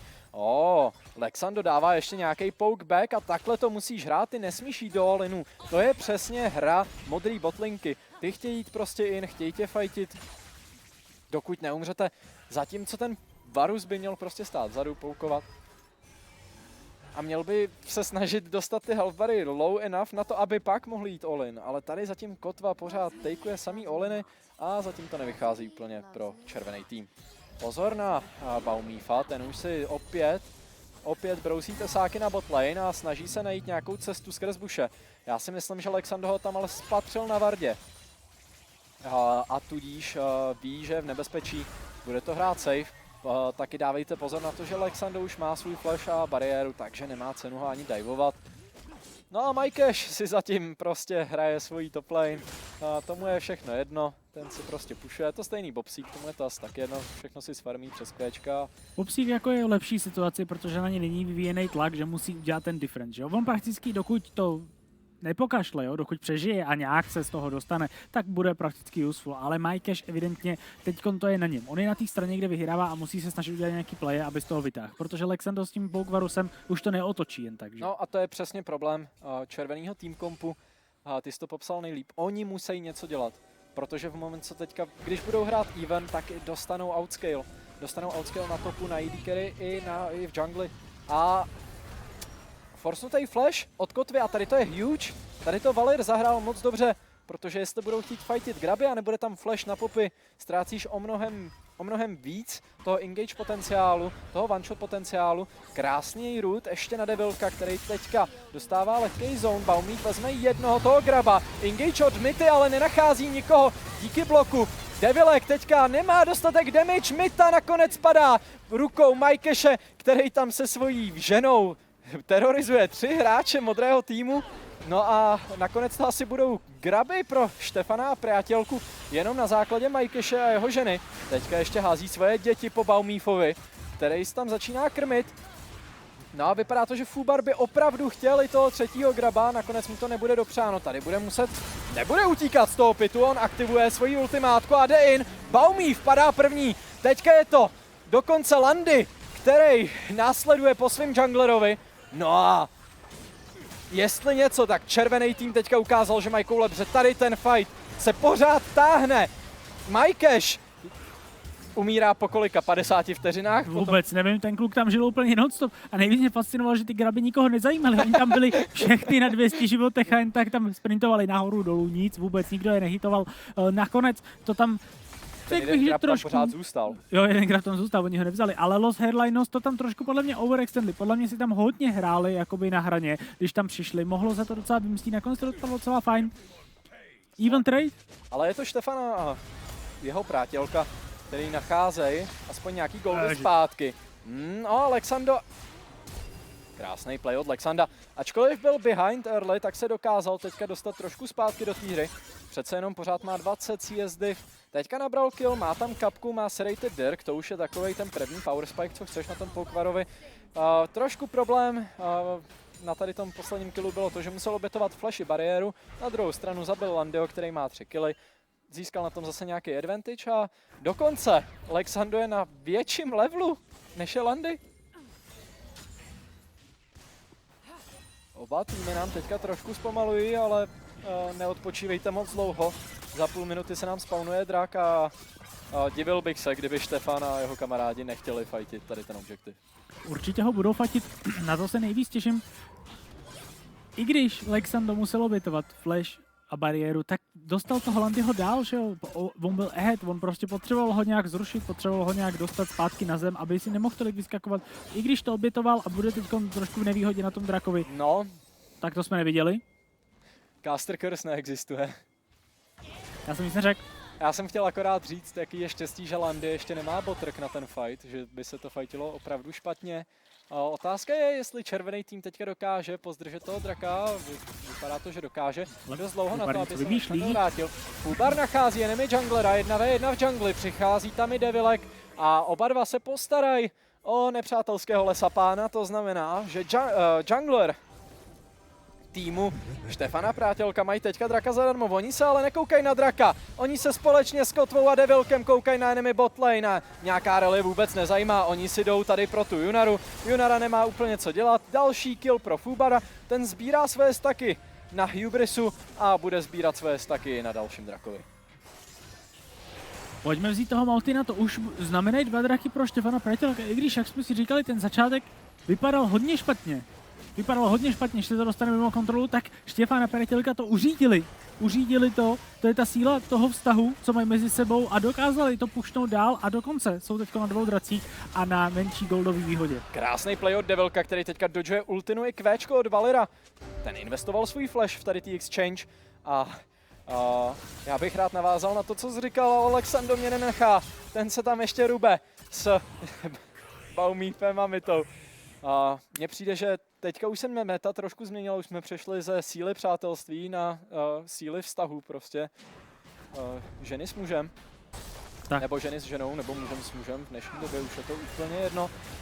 No. Majkeš nachází další 1v1 s Bobsíkem, ten ale vyhrává na levely, sežere nějaký pomeranče, dokáže se vyhýlovat z toho, aby ho nezabila. Majkešova, no já už teďka ztrácím taky slova. Žena. No ano, žena, já jsem chtěl říct Prátělka, ale Prátělka. to nebylo zrovna to správné slovo. Jak se ona jmenuje? Maiden? Maiden of the Mist.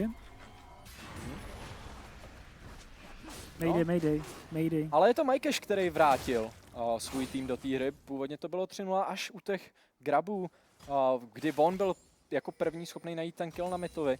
Tam se to začalo obracet, teďka je to vyrovnaný. Můžeme vidět, že vlastně Gold Lead neexistuje ani pro jednu stranu. Na Goldy je to taky vyrovnaný. A teďka si Lexando musí dávat pozor. Kopuje svoji bariéru, ale tam už nic víc není, nemá flash. Myta je unexpectedly low a Fubar ukazuje, že dokáže dávat dostatek damage i sám o sobě. Bere si celou botlane týmu Los Hermanos. Valer se snaží najít play na Devilkovi a Devilek na to, jak dominoval early game, tak teďka už to začíná mít opravdu těžký na té midlane. Ještě k tomu ho tam otravuje Kotva, který ho bouchá do zdi, bere si ten kill a teďka jako krysa zdrhá zpátky ke svýmu týmu. Fubar reaguje na Baumífa a Baumíf tady bude mít extrémně těžký dostat se pryč, naštěstí pro něj. Tam není žádný CCčko, který by ho udržel na místě, protože tady ten Fubar, ten jim sakra kouše. Máme tady akci za akcí a všechno to začalo tou greedy playem Los Hermanos, který prostě za každou cenu chtěli divenout Lexanda. Nemyslím si, že to je Wurf, Lexando je momentálně byl 1-3. Proč bys ho tam prostě nenechal, když si vůbec nevěděl žádnou pozici, kde je enemy?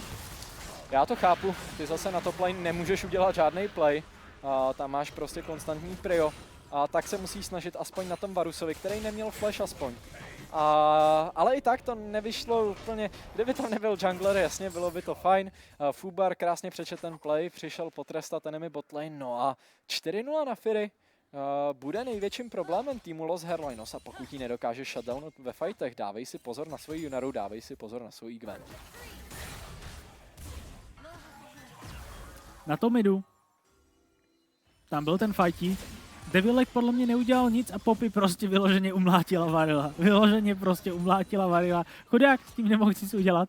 Devilek vlastně hraje jenom dodžovací hru, takový ten dodge simulátor, jak máš, tak to v podstatě on hraje. Fubar nachází ale další angle na midu, vidí Landyho úplně o samotě, to stejný si myslí je Myta, který tam komituje se svojí ultimátkou a kvéčkem. Fubar se dokáže dostat ven in time, ale je to Los Hermanos, který tady punishujou pomocí jejich teleportu a Los Hermanos berou další kill, dokážou vyrovnávat zase tu hru úplně nazpátek, ale je to kotva. Je to support týmu Štefana Prátělka, není to úplně champ, na kterém bys chtěl, aby ztrácel goldy. Není to zas taková ztráta. Není to tak, ale Štefana Prátělka tam měli pěkný engage, měli tam krásný engage od Fubara, který našel Landyho, ale bohužel ten damage tam nebyl. Chybělo velmi málo a byl by down a pak by to byla úplně celá cesta. Byl tam kompletně sám, mezi tím Mike s Bobsíkem se pořád prostě rubou 1v1, pardon 2v1 na tomto planeu. No a pozor, Fubar zase teďka nebezpečně prochází enemy junglí, all by himself. Je tam naštěstí Kotva, který ho dokáže pocoverovat in time. Ale kdyby tam nebyl, tak Fubar by zahodil celý jeho gold lead. Tady to byla celkem nebezpečná situace od junglera červeného týmu. On se snaží využít ten svůj gold lead, přece jenom z toho na Fury. Když něco neděláš teď, tak už potom těžce. Jo. Takže on se snaží vyhrát agresivně, snaží se hrát v té enemy jungli, najít ty odchyty. Přece jenom když potkáš prostě Baumifa, potkáš Landyho, potkáš Valira, dáváš one shot, můžeš je zabít. Ono je to trošku těžký, když máš proti sobě Junaru, která ti dokáže dostat mid prio, podobně jako ten Varus. Horší to začíná být ve chvíli, kdy na sidelince máš právě tu LeBlanc do Morgany. Ano, LeBlanc má sice větší mobilitu, ale prostě nikdy nezapušuje tu Morganu. Morgana tam může být vždycky dřív, tudíž ty nemáš priority a tudíž trpíš potom za to na Fury. Jediný štěstí je, že máš Kotvu za zadkem, který ti pomáhá. A můžeme to vidět znovu. Devil, který dropuje waveu. Mitas hnedka komituje ultinu, ale tady není žádný engage, kromě Los Hermanos, který se group upli teďka na Kotvu. Majkeš naportil do špatný situace. Myslel si tam, že tam bude ten fight, ale nevím, kam se podíval vůbec ta ultina od Kotvy. On to zrušil nebo dostal Kenzo? Podle mě dostal CC, no a Alexander na midu, tam neměli podle mě fightit. To byla trošku miskomunikace týmu Štefana Prátělka. Los Hermanos teďka bez jakýhokoliv slitování punishujou tenhle overextend. No a Mita společně s Baumifem nacházejí krásně Devilka, ten ještě bude mít druhý distortion. A on uhořil na red buff? Viděl jsem správně? Nečekal jsem, že má tak málo životů. No a Devilek teďka ztrácí jeho staky na Darkseale a Los Hermanos pushujou dál jejich lead. Během toho, co jsme říkali, že ta hra je event, tak se nám gold lead prohloubil o 2000. Los Hermanos začínají teďka trošku přidávat do toho tempa, začínají trošku pressurovat červený tým. No a Fubar už trošku začíná ztrácet i ten jeho gold lead. Je to tak, to je to, co jsem říkal. On se musí snažit teď najít nějaký ty play, musí se snažit odchytit ty champy, aby se dostal tam, kde potřebuje být. Potřebuje být prostě pořád o něco ahead, aby mohl one-shotovat a měl tam ten damage. Jinak jestli jako Fubar neodvede svoji roli tím, že někoho zabije, tak čemu vůbec je v té hře? Jo, musí to být Fubar a Devilek, který to sednou společně, ale zase není tam moc tohoto setupu.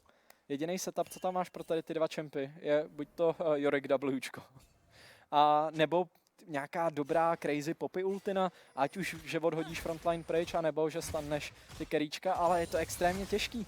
Proti Junaře, která je mobilní, proti Gwen, která je mobilní a je imunní, jak moc dobře víme. Je tam Morgana Ečko, je to velice těžký tady pro tým Štefana Prátělka a čím díl ta hra bude trvat, tím těžší to pro ně bude. Už jsem dlouho neslyšel žádný mím na Gwen X Immune. Tak ona teďka, já nevím, já jí moc nepotkávám solo queue. No, Baumif dostává výdu docela. Majkeš pořád dává dost velký damage. Nebo je to jeho Kotva dostal zakotveno. Ještě, že tady nemáme Nautiluse tuhle hru.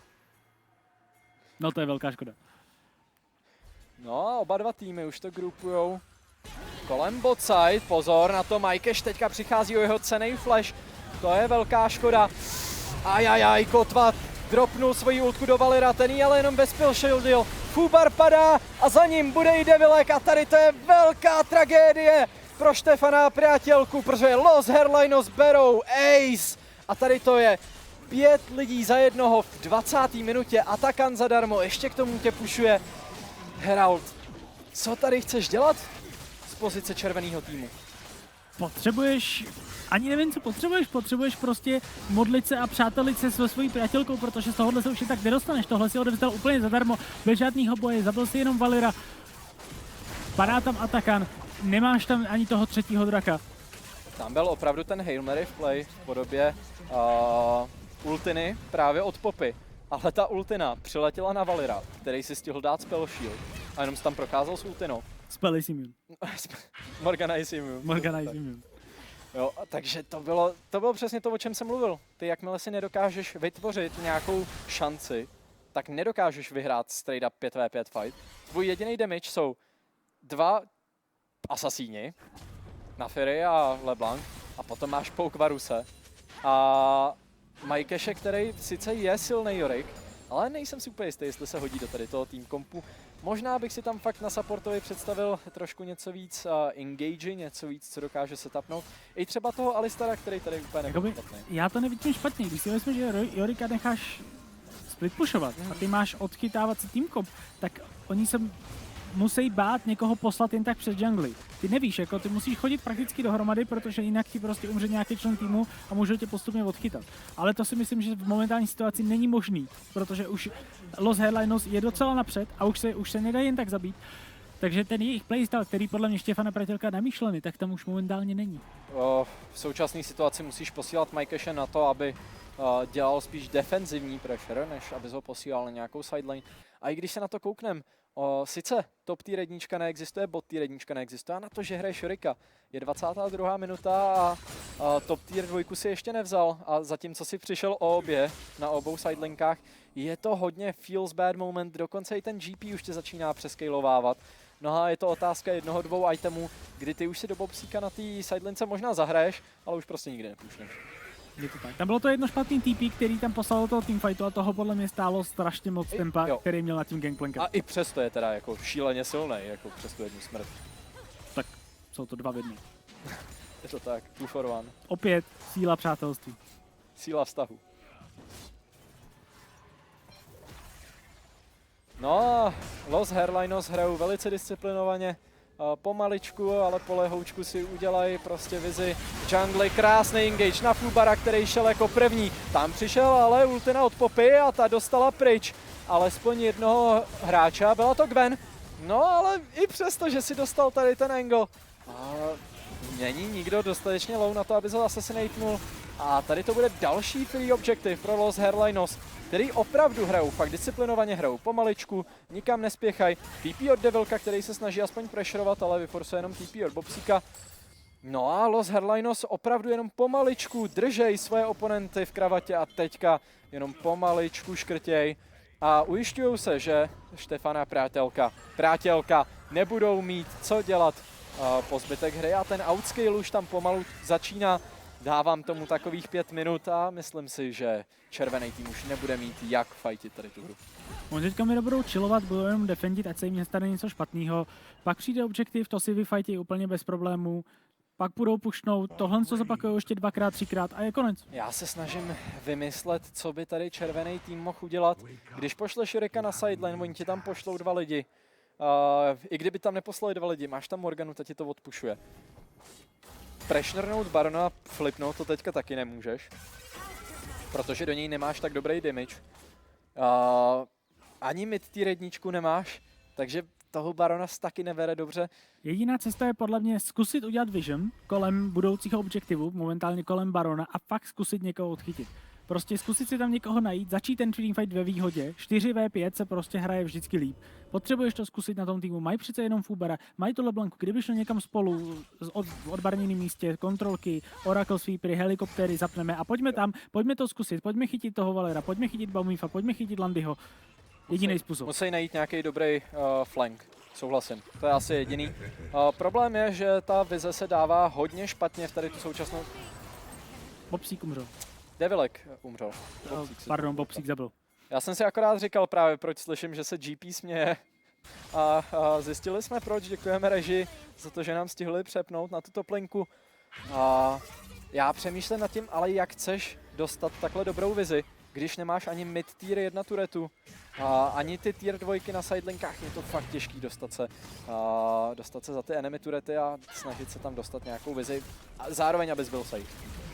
No a vidíš to tady, oni se nemůžou dostat ani do toho Baron Pitu, je to extrémně těžký pro červený tým tady to hrát. Kotva nachází dobrý pinch na zeď a nakonec si flashuje pryč ale tady prostě moc nízký damage z týmu Štefana Prátělka. Ještě flash od Majkeše. Velká škoda, že Kotva netrefil víc hráčů. Pokud by trefil třeba aspoň 2, tak bych to zkusil otočit. Zkusil bych to tam poslat, zabít je tam ve 3 a kdyby to nevyšlo, tak už vím, že to je stejný nakonec. No, Já si ale myslím, že musí něco zkusit. Jinak jim to prostě postupně uteče a pro to už červený budou tým dělat. je tady to nakonec win, protože se jim podařilo aspoň překazit toho Barona. Můžou teďka recallnout a můžou to zkusit znovu po případě. Dávejte pozor na to, že Landy má flash, že Valir má flash, že Baumív má Ghost. No a jediný, po kom teoreticky můžeš skočit v tady tom teamfightu, je ten GP. Ten GP, který žere pomeranče, ten GP, který dostane Ečko od Morgany. Takže po kom reálně skáčeš? Je to velice těžký. No a Los Herlinos tady opět setupuje svýho Barona. Bobsík se tady kouká po 1v1 proti Majkešovi, on rychle ničí tu wallu a on jde dál, pořád další damage z pasivky. Bobsík refreshuje svoji pasivku a 1v1, nechutný outscale na Majkeše, to je jeden item navíc. Ještě to zkouší Kotva, nachází shutdown na Mitovi, ale ten padá do kapsy supporta červeného týmu a Baumív je tady a Baumív je ready dominovat. Bere si oba botlanery červeného týmu, chce si vzít i mid tier 2 a možná si potom vezme i Barona. Valir s jeho krásným kvéčkem, no a Devilek tady prostě nemůže nic. Ten counterpick ukazuje, proč tady byl správnou volbou a tady to Los Herlinos brutálně otevírají tady tu hru a jakmile vezmou toho Barona, červený tým bude mít sakra co dělat, aby se dokázali s tady tím vypořádat. Nejenom, že nemáš damage, ty nemáš wave clear, tvůj jediný wave clear je Varus, o co hůř, tvoje jediný 2 ranged carryčka jsou Varus, který je Poke a k tomu ještě LeBlanca. Ale já jsem tam ten damage viděl. Viděl jsi, jak vymazali tu rel? Jo. Tohle, kdyby to udělali podle mě tak 10-5 minut zpátky dozadu, tak mají nějakou šanci, ale počkali už moc dlouho a teď jim to uteklo. Fubar ještě nachází 1v1 s Bobsíkem, dávejte na to pozor, protože Bobsík má o 2 levely víc a to tu na Firin nezajímá. Jungle je balance role, podle mě. Ale krásně dožnul ten barel svojí ultimátkou. Vůbec žádný damage, tím pádem nemohl Bobsík resetnout na ní ani tu pasivku, ani nic. Bylo to hezky zahraný. Bobsík to možná až moc nerespektil, já bych to asi taky nerespektil, máš 2 levely up. A říkáš si, OK, jak ho zabiju aspoň na pasivku, ale krásný play od Fubara, který 100% zná svoje limity. A teďka by to mohla být šance pro Los Herlinos. Fubar instantně padá do grey screenu a teďka je to Baumív, druhý jungler, který si řekl, že bude hodovat. Hledá ještě Majkeše a to bude 3. kill pro tým Los Herlinos. Mita se obětuje aspoň pro svůj tým. No a jinak je to čistý ace. 2 killy pro Valira. 2 killy pro Baumífa, no a je to ace, je to Baron pro tým Los Herlinos, tam není nikdo, kdo by to mohl bránit, tady to bude 1-0 pro Los Herlinos, který se move-upujou do braketu týmu, který vyhráli, zatímco Štefana Prátělka se budou muset rvát v braketu 0-1 s dalšíma týmama, který jsme dneska měli čest vidět prohrát. Je to tak, neskutečně krásná hra od Los Herlinos. Byly tam nějaký momenty, kdy to pokulhalo, nakonec se průvli a šlo do toho horního braketu. Takže my jim pěkně gratulujeme za tento krásný výsledek. Baumív na konci tam roztrhal úplně všechny, ale myslím si, že byl nakonec div v tom draftu. 100%. Já si myslím, že dneska ty hry byly dost od draftu. Samozřejmě byly o skill expression o našich hráčích. Chyběl tam ten Yasuo, jo ne, víš co, Nunu tam nebyl. A tak třeba nás poslouchali zase dneska a třeba zítra už se dočkáme Yasuo a Joneho. Každopádně mně se líbily ty drafty. Kick, samozřejmě. Každopádně mně se líbily ty drafty a myslím si, že každý tým přišel dneska s nějakým plánem, aspoň s nějakou strategií. I kdyby tam byl nějaký outscale, tak se mi líbilo, že ty týmy si prostě řekli OK, jsme 0-0, máme co ztratit, je to BO1. Zkusili si tam prostě lupnout něco agresivního, i tady ten týmkomp Štefana Prátělky v té poslední hře se mi celkem líbil. Ačkoliv byl hodně bolze, ale byl hodně Layla. A nakonec nám ukázali nějaký Layla, já jsem byl šťastný. To slovo. Já jsem šťastný, já jsem viděl své Layla. A já si nemůžu stěžovat. Gratulujem Los Herlinos ještě jednou k postupu. Tam bylo vidět, a myslím si, že to bude trošku trendem na střetu vyvolávačů, doufám, že ne, ale myslím si, že prostě bude teďka strategií jít víc ty scaling kompy a čím dál budeme postupovat v turnaji, tím méně uvidíme tady těch Yasuů a Yonashů a Kainu a tak. No nevím. Já bych se toho nebál. Ale uvidíme. Ale oni to ani nebyli zase extrémně dlouhý hry, než to Nebylo. bylo třeba do 30 minut vždycky konec, nebo lehce na 30 minut.